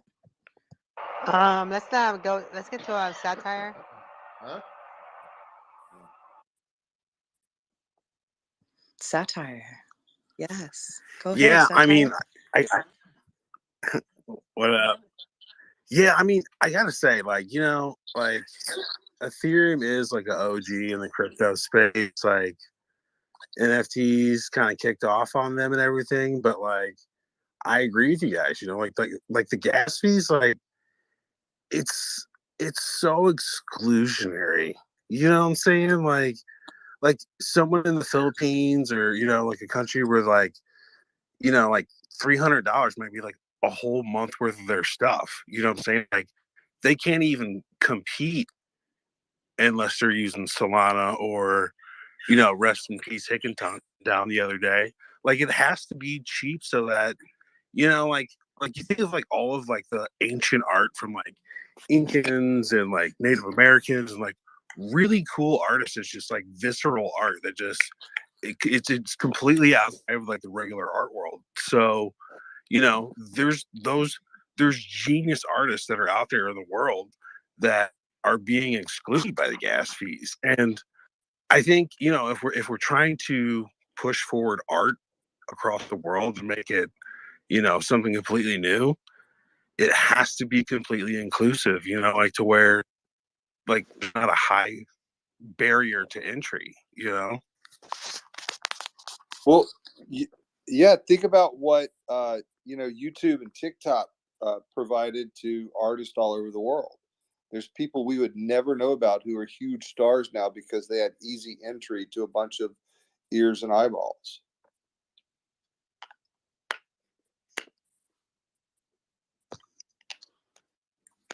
What's up, Liz? Yeah. I think Ethereum 2.0. I mean, Go ahead, Bliss. All I was going to mention is that in reference to the high barrier of entry, especially on the Ethereum network, I can't speak for why Ethereum is so expensive, but you're indeed right. It's a huge barrier to entry. And that's why the project I'm working with migrated over to Polygon because, and as I mentioned earlier in this discussion, can you imagine a blockchain game that's utilizing Ethereum transaction gas fees right now? It's a little difficult to imagine in a way. So that's why moving over to the Polygon chain seemed like the best way to go. And of course, we're open to more blockchains, provided that they show that they can perform like Polygon. And I think that's what makes Dojira pretty cool is that we're pretty versatile and agile in the way that we approach crypto and try to.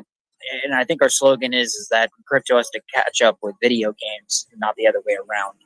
So that was all I wanted to say about the high barrier of entry to artists at any kind, because I can only imagine NFTs are going to then progress up to like NFT video games where an individual can create an entire movie, an entire song, a game that's theirs that they can then immutably store and verify on the blockchain. And you won't have, I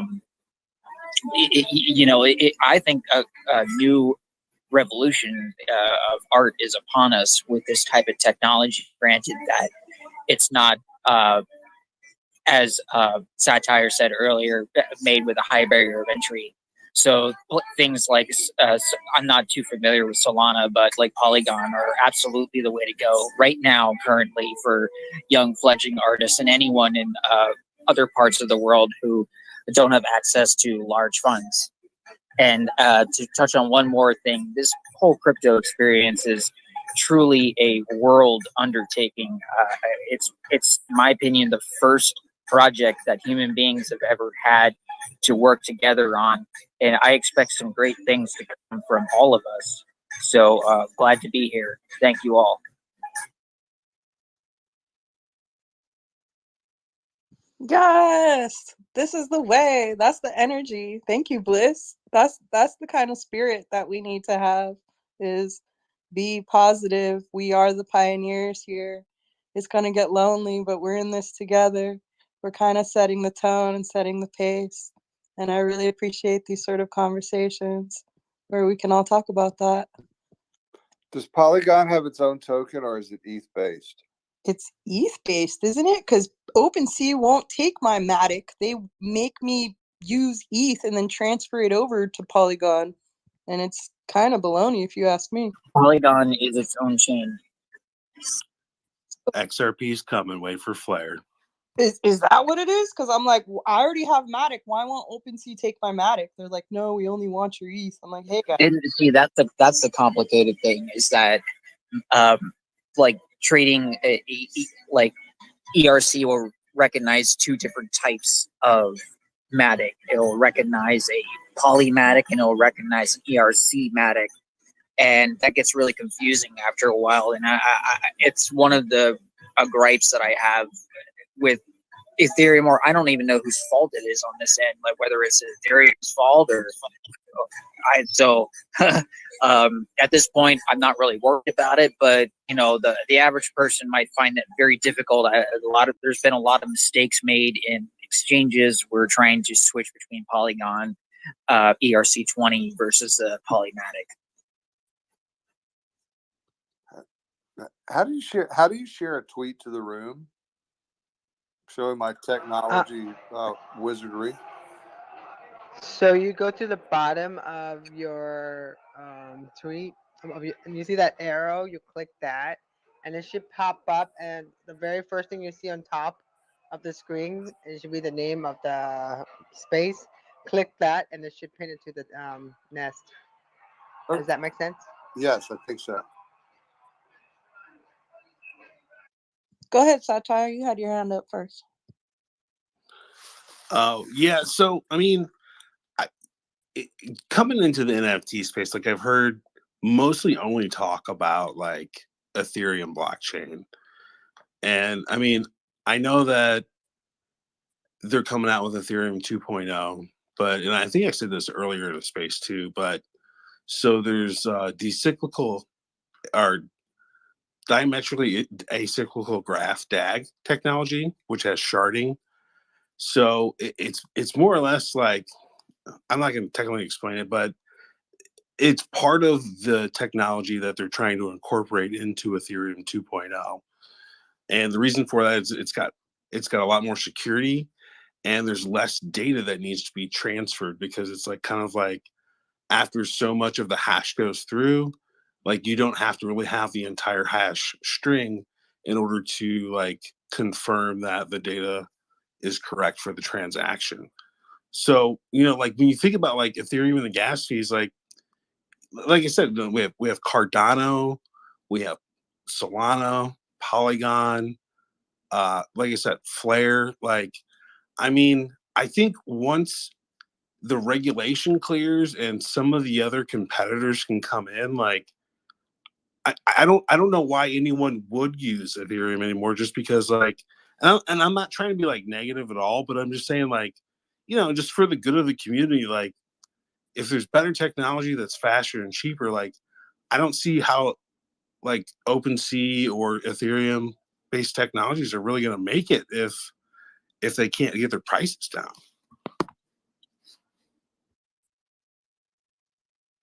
Yes, preach on it. Thank you. Thank you. Thank you. Those are the facts. So I too agree. I cannot say that I cannot be worried about Polygon right now.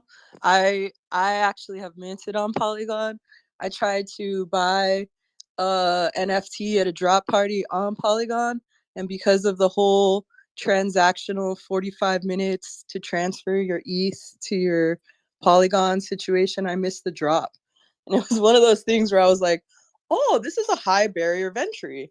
And this is Yeah, I mean literally, so trick people before being able to actually move forward with investing in Polygon, because if it is too time consuming and expensive just to get the free gas fees, that's not going to be worth it in the end. And the fact that they won't take the Matic that I already have, to me, that's an OpenSea issue personally. And they are making billions of dollars a month. So it's just kind of like difficult for me to understand. It's like, oh, they're understaffed and they don't have the manpower. And it's like, oh, but you got some money to hire people and like hire people to help with that. But yeah. Well, I mean, you know, like like NFTs are coming to the XRP ledger, but like just for an example, like I mean, my regular job before I got into crypto was an Uber driver, so I could do like 10 deliveries. I can instantly cash out from Uber to my bank account less than a minute. I can go from my bank account into Uphold and buy XRP less than a minute. And then I can go from Uphold to BitTrue and buy Bitcoin, Ethereum, Cardano, whatever I want. You know what I'm saying? So that's like Uber to my bank, to an exchange, to another exchange you have to fund with, you know, cryptocurrency. So that's 4 hops, all finalized. Like these transactions are settled. It's not like that ACH stuff where like, oh, I have an ACH transaction. It's gonna maybe hit my bank in like the next 7 days. Like these are finalized transactions making 4 hops. And like that's insane. You know what I'm saying? Like Bitcoin can't do that. Ethereum can't do that. Like those are all dinosaur technologies, you know, like, and I think it's starting to show, but you know, like the people that invested in that initially, all the VC people, like that's how they want high fees, right? So that's how they make their money. Like if the fees get cheap, like, you know, like it's already the banks are, I think, are a little bit scared of crypto because like I don't keep any money in the bank. Every dollar I keep in the bank, they have $9 to my $1. So they have 9x leverage and they can lend that money out and then make interest on top of that. Right. And then they charge you a monthly account fee. It's like, with all these advantages, like, how are these companies not balancing their book and need to get bailed out by the government? I know that was a tangent. I'm sorry.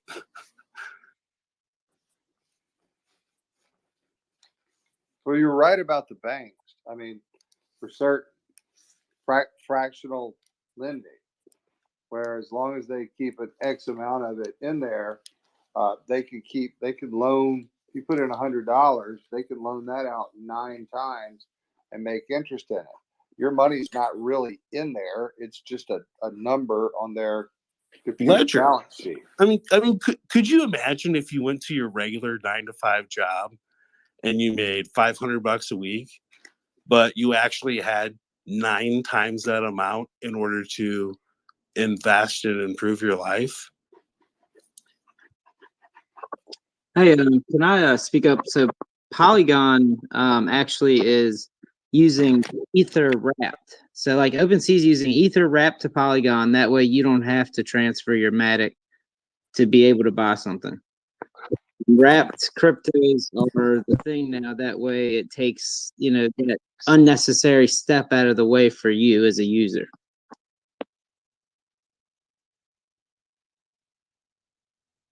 The Duchess, you have your hands up for a while. Did you want to share or make a comment? Yeah, I was having trouble understanding this tweet that I pinned up at the top. They're saying that 1.5 billion in ETH, which is 340,000 of them, have been burnt in the last month. Is that meaning because the NFTs are just sitting and they're not selling, and people are deciding to go elsewhere? Like, just really, what does that mean? Can I clarify that? I'm a Shiba Inu holder, and Shiba Inu is the biggest burner of Ethereum. And so what burning actually does is it's taking tokens out of the market, which is actually making it more valuable, the crypto you're holding. So to be honest, it's a good thing that it's burning, and the more burn, the more money. So Ether continues to rise because of that. Shiba Inu will, and a lot of other cryptos that use burn mechanisms. If I could just add in there, the burn doesn't necessarily add value. It just dilutes the amount of tokens or coins. That might make it more volatile, either up or down. So in turn, it can lead to more value per token, but it can also lead for a more volatile downturn as well. So burning is a nice little meme type mechanic for deflationary tokens, and I mean just in general DeFi it's normally used, and it was the majority of burns came from 2021 meme token hype. but it's not. I don't really see it as anything that's viable, especially with the increased volatility. Not to mention the energy that is wasted on burning that it took to mint it in the first place, and then they have to burn it afterwards, which is like Sorry to interrupt you. Leighton, I cannot add you as a speaker because I already have 10 people in the room. So if anybody leaves, whenever anybody leaves, you can request the microphone again. Hey, when it's burned, is it just put into a cold wallet and the address is purposely lost? Yes. That's one form, yeah. Yeah, just one form. There's other ones, but that's usually what's used. I mean, wouldn't that be the most ecologically efficient way to do it? Yeah, because it's only just one transaction at that point. Well, I mean, unless you're doing several ones or the smart contract set up to do burns at some certain intervals. So it really depends on how you do it. I mean, I understand the idea, but I own Shiv also. I understand the idea behind the burns. It's to incentivize people to do activities or buy certain things in order to get rid of part of the supply so that what they own is a little bit less scarce. I mean, I think there's a music channel on Spotify, and for every song you listen to on there, it gets rid of like, I don't know, 1,000 or 10,000, which is nothing compared to the, I think it's 4 quadrillion. But it's to keep it moving, to keep it to give people to it incentivizes people to explore out into different areas. Yeah, it's just like the Fed, when the Fed raises or lowers rates, just like to nudge the market. You guys do not want to get me wound up and hear me start yelling about the Fed. It will just, oh my God. Well, think about this, man. If you hold a million tokens, right, and you start burning them, any person that holds 10 tokens, when it goes down to, let's say, 1,000 tokens, you burned everything but 1,000 tokens. Those 1,000 tokens are going to be worth a tremendous amount because I agree, but I think you reach a point where people are like, I'm not burning mine. You burn yours. Well, The Duchess, I'm sorry, I'm not gonna be able to bring you up yet. Whoever's not speaking yet, if you want to step down, please do. If the Duchess wants to, yeah, she wants to join. I was gonna say I'm gonna drop. there. But if anybody else, I was gonna say we need more ladies up here talking about crypto. So if any other ladies in the room want to come up, I'm happy to drop down to listener as well, so that we can get some more ladies to talk about this. Oh no, I brought her up. I got her Good, up. good. I'll step down too. I gotta go to sleep anyway, girl. But it was a pleasure, Tanya. Thank you so much. Thank you everybody for speaking. Yeah. Well, I'll see you. I'll see you on Monday morning. Yeah, Tanya. Or Me tomorrow too. morning. I'll put my daughter to sleep right now. So I had a free night. I'm actually home on a Friday night. It's funny. So what a great night to spend it with. Like I start my day with you guys, and actually I'm ending my night with you guys. What's up with that? I'm all there to support you in any way. So one hand wash the other. So I'm always here. This was a great. I appreciate This you was a great guys. discussion. You guys gave us some great insights, and I appreciate all the knowledge. You guys enjoy the rest of your weekend, and I'll talk to you later. Thanks, Stu. Bye, guys. Bye. Bye, Stu. Bye. Oops. Ah. There we I'm go. gonna probably drop down soon because I need to take care of myself and do my little self-care routine. But I love this conversation. This is the way to Macedonia. Thank you for popping Yes, in. I love it. You're the best, Tanya. You always have the fire spaces, and I do appreciate that. Love you. And what a good host you are. So everybody have a good night, and thank you. Good night. Good night.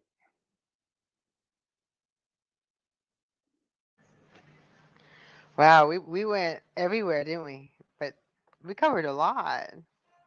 What do you think, Alberto? Well, it's amazing. I mean, the the things are there's so many things that are involved with NFT that I mean we have been online for 2 hours, right?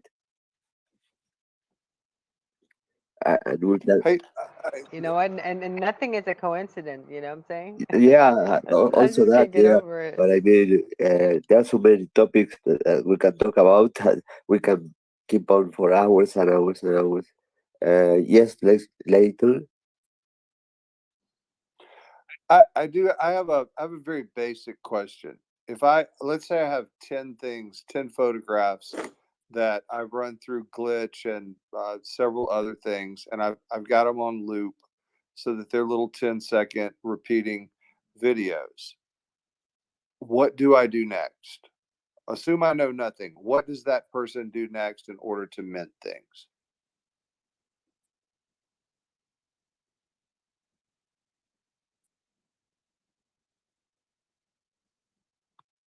So first, like I was saying, the gentleman earlier, I'm not sure if you were there for that. Were you there when I explained? He's asking how to buy and sell an NFT. Yes, yes, yes. Okay, yeah, definitely first look up and make sure that you are knowledgeable about all of this stuff. Because I mean, like with banking apps, right? It's very intuitive because you already have a bank, and so you don't have to set up an account with an app. When you go into a branch of um, Wells Fargo or something else, they have it all set up for you. Now imagine instead of you asking a customer service rep, you're behind the computer and you're setting everything up yourself. And now there's no branch and you're the one that's in charge of the bank. And not only that, but now you have to sign up yourself on the app. And that's kind of a gist of what crypto kind of looks like, because an address is a bank and that wallet is your credit or debit card. And each chain can be seen as a different currency. And each token on those chains, if smart contracts are involved, can be seen as stocks in a way. It's, just to see it as a more No, simplistic. I get Yeah. what you're saying. And so in order to actually mint one, you would want to set up first a wallet. And after you set up a wallet and you have that on chain, and you can just go ahead and say Rarible or OpenSea as a marketplace, you can make an account on there and you can go ahead and mint an NFT. You upload that image and you go ahead and mint one. You don't have to set up what wallet is recommended? It's really choice. Like if you have a Coinbase account, Coinbase wallet. I mean, I have a Coinbase wallet. Yeah, right now. and so that right there can interact with OpenSea. Not the I can't remember the name of it, but not the exchange wallet, but the on-chain wallet. You use that so you can interact with OpenSea or Rarible. Okay. I would suggest Rarible. OpenSea is more for like giant projects. If you go on Rarible, you make an account on there, you can just go ahead and mint an NFT. Okay. Yeah, sorry about that All whole right. explanation. I was thinking you were coming from the same standpoint as the gentleman previous. No, I understand now. You were answering my question and his question with the same answer, but it makes sense.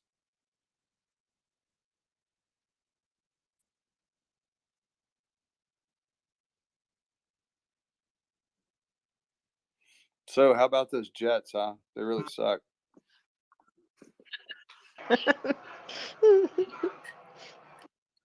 Yeah, I had a question. So pretty new to crypto and know nothing about NFTs. I'm just what like with the knowing about the markets, the usual question comes up and what's the use the real life use case scenario for for NFTs. I've been here for a while and I hear about art and so on and so forth, but yeah, I will just ask that question. It feels kind of dumb, but yeah.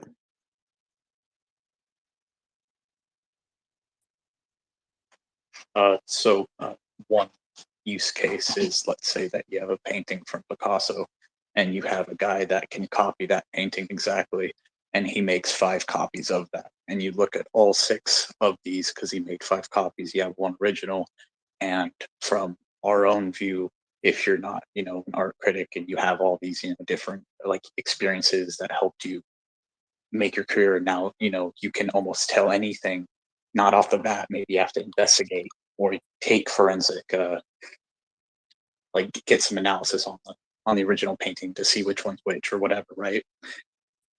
And everything looks the same. It's perfectly similar, just the same as, you know, the copy and paste crowd or copy and save crowd for you know, arguments for NFT sake.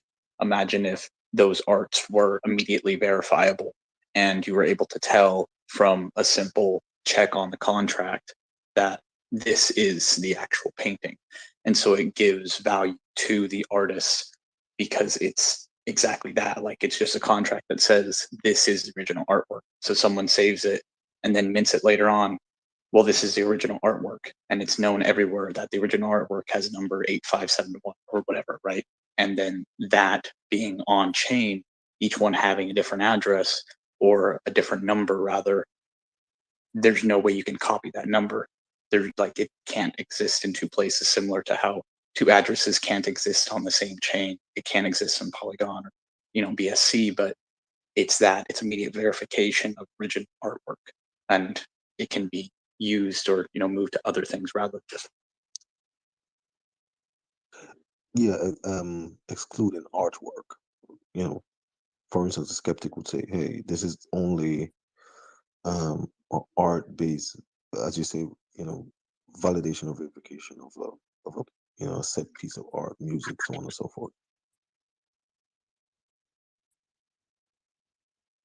well, I mean, I would go into smart contracts and how they communicate with each other and verify their own, you know, their own transactions and such, and that can be used in the supply industry, that can be used in the medical industry, and the decentralization eliminates any central point of failure in that.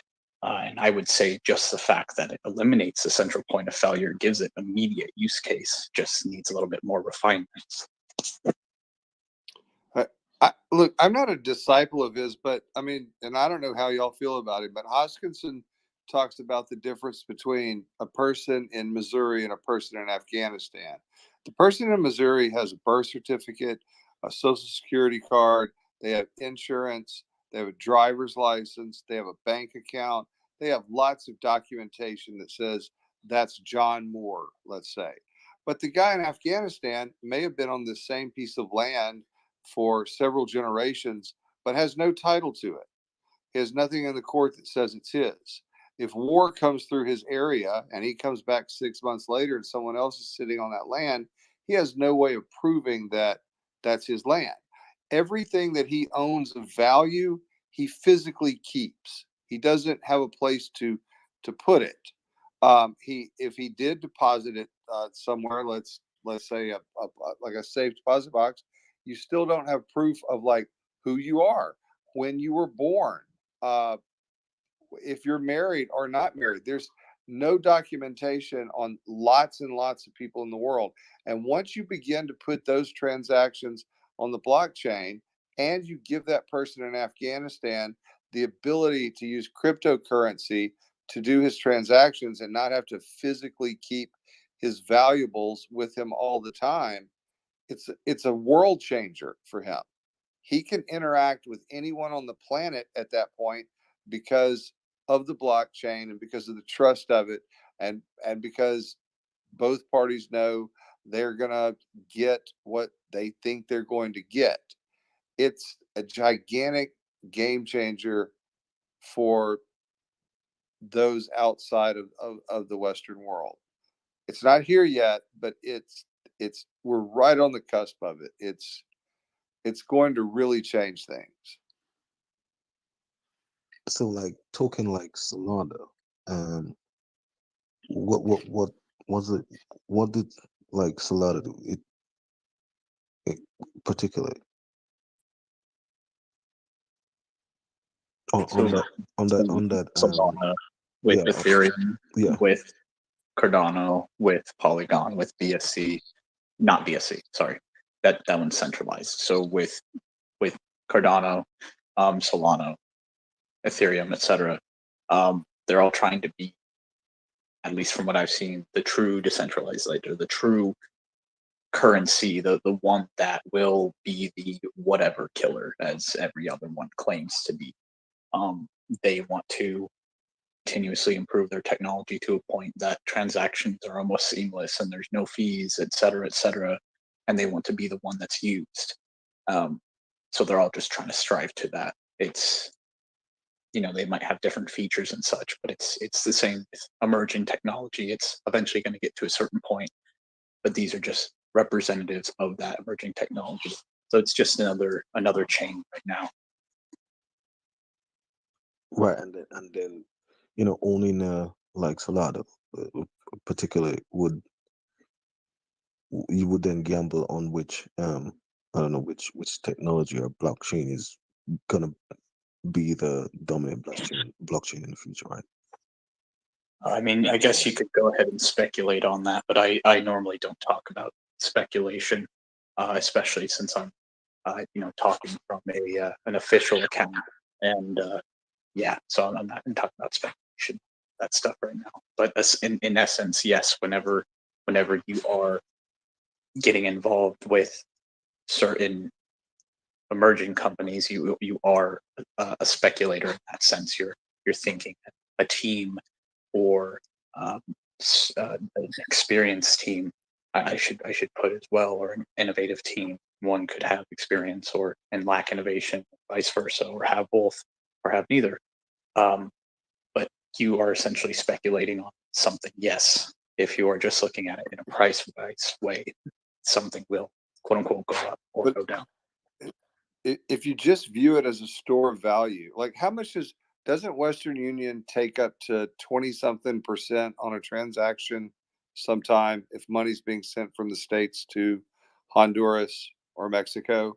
They take a big chunk, right? But with any of these tokens that we've been talking about, you could switch USD to that.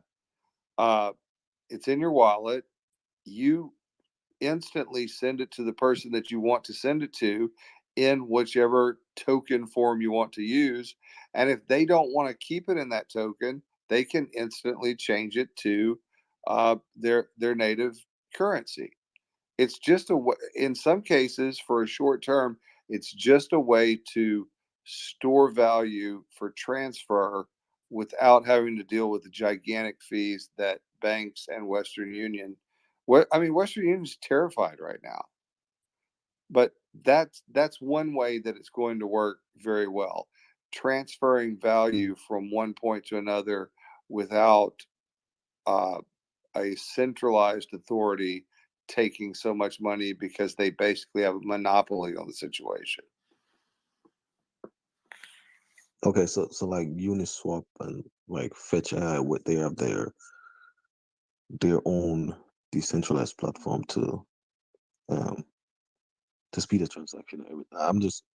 I'm just talking all with the head of knowing how stocks works and being in that space for a long period of time. But I guess it's not a price value. Speculating better on a winner to be the dominant force in the market. I get it.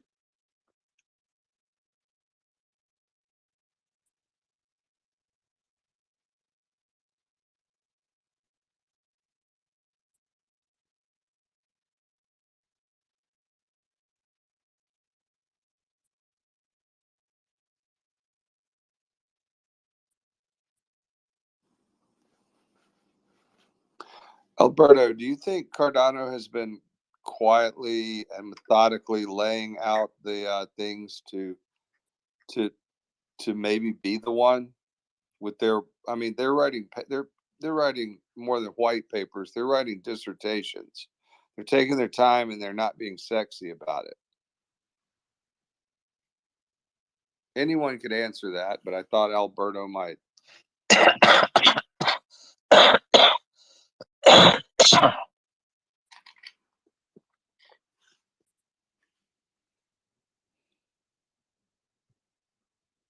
Sorry, I was having Alberto? trouble with the microphone. I couldn't enable it.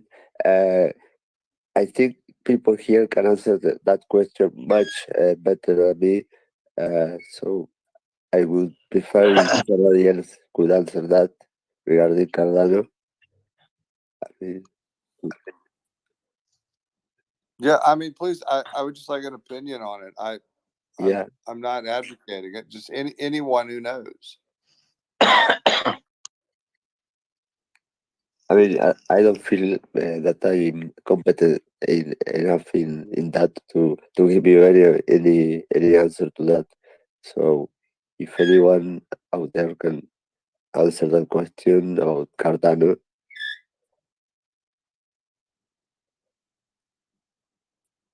Well, let me expand the question. I mean, take Ethereum 2.0. I mean, take any of them. Do any of them look like they are leading the pack to become the thing, the first to market with the thing? anybody can answer that. I am not actually. I am just entering into NFT, so I don't feel comfortable. Somebody requested the phone. Okay, maybe Kabut can answer that. Maybe I took us too far afield by accident. No. Actually, it's a question that for those who are actually into this particular field of NFT can answer that. You will get a really answer from competent people. I'm having trouble to accept one person that is requesting the microphone. Tonya, can you accept one person that is requesting the microphone? No. Who is it? I don't know any. I thought I gave Okay, everybody a microphone. maybe I did it. So nobody here can answer the question.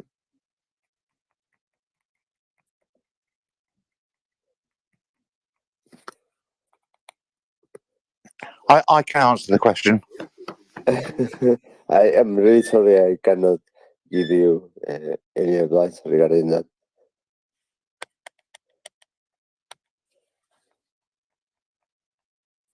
Can somebody explain me what is NFT?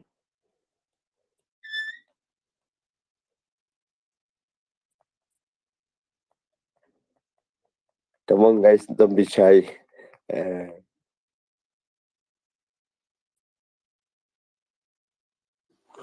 I'm asking it, what is NFT?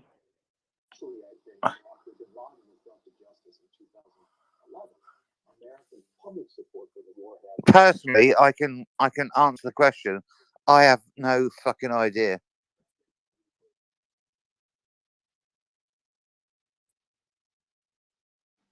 That's an answer.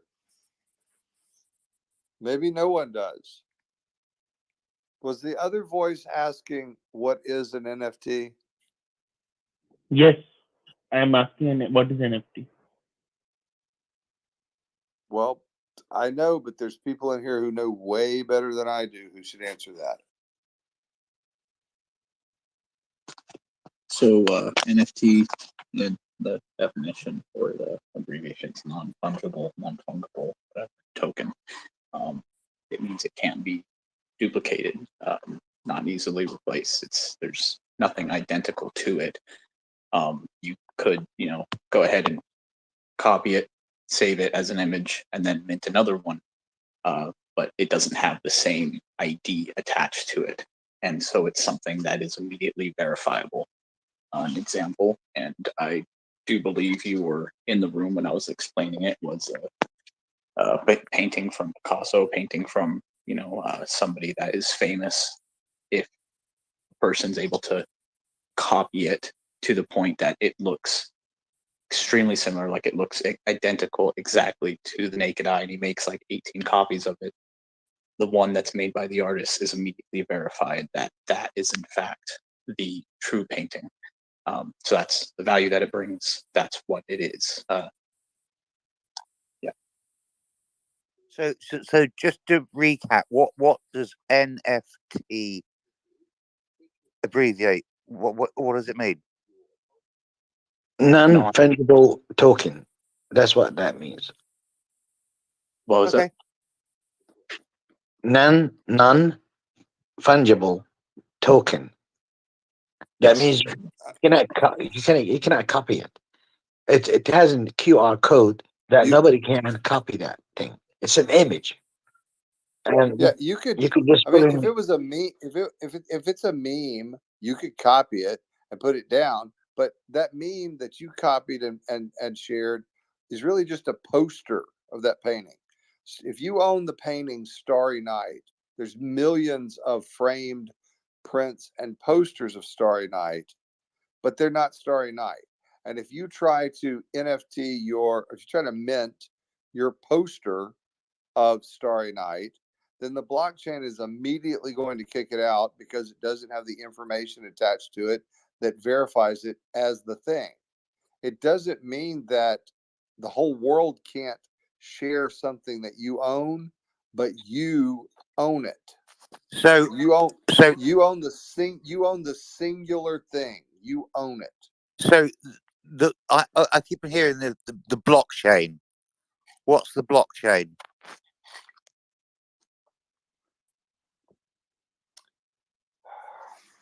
That's a YouTube answer. It's Google. It's a distributed ledger. Yeah, it's definitely something that I would suggest researching. Like, it can be brought down to a very simple level, but it doesn't explain exactly what it is. So I mean, I watched 30 minutes one time on just how a hash is created. You can dive as deep as you want to. on a base level, you can think of the blockchain just as a decentralized ledger, and skipping a lot of the details of that. Each chain that you hear about, Ethereum or Polygon or Cardano or other chains, you can see those just simply as currencies. And there's addresses within this chain, and those addresses are personal banks. The wallets you hear about are like credit cards or like a bank app. So you can access funds. You can be the one in charge of that without any need for a bank. And then with that bank address, with that bank app, you can buy these NFTs, or you can buy other tokens from other companies that the tokens are essentially, but they're not, they're essentially stocks. To try to break it down, it also kind of, muddles the image of exactly what blockchain tech is and these cryptocurrencies and such. But that's like it's a good way to think about it. It's a lot easier to think about it in that way. But what is blockchain? It's definitely a YouTube, Google answer. Thank you. It's basically how you cash out the cryptos that you have. So That's we're gonna have to wrap it up. It's 11:30. We actually went over so many hours, but if someone else would like to go ahead and start another space and continue the conversation, they are welcome to. I'll do that. But I want to thank. I'll, You want to do yeah, that? I'll do that. Come on in, guys. Just copy my name. And I want to thank Skylar and also Bliss for joining and sharing your thoughts. Thank you And for having me. Thank you. yeah, it was so great. I appreciate you. And Alberto, I think you somehow I'm gonna remove you as a co-host. Yes, so hopefully there he is. Hopefully I can say goodbye. Evan says good night too, Tonya. Good night, Devin. I'll talk to you later. Good night, Tanya. Hope to see you The soon. space gonna. Thanks for. Okay. The name of the space. Listen, guys. The name of the space gonna be crypto part 3. There we go. Good night, everybody. Thank you.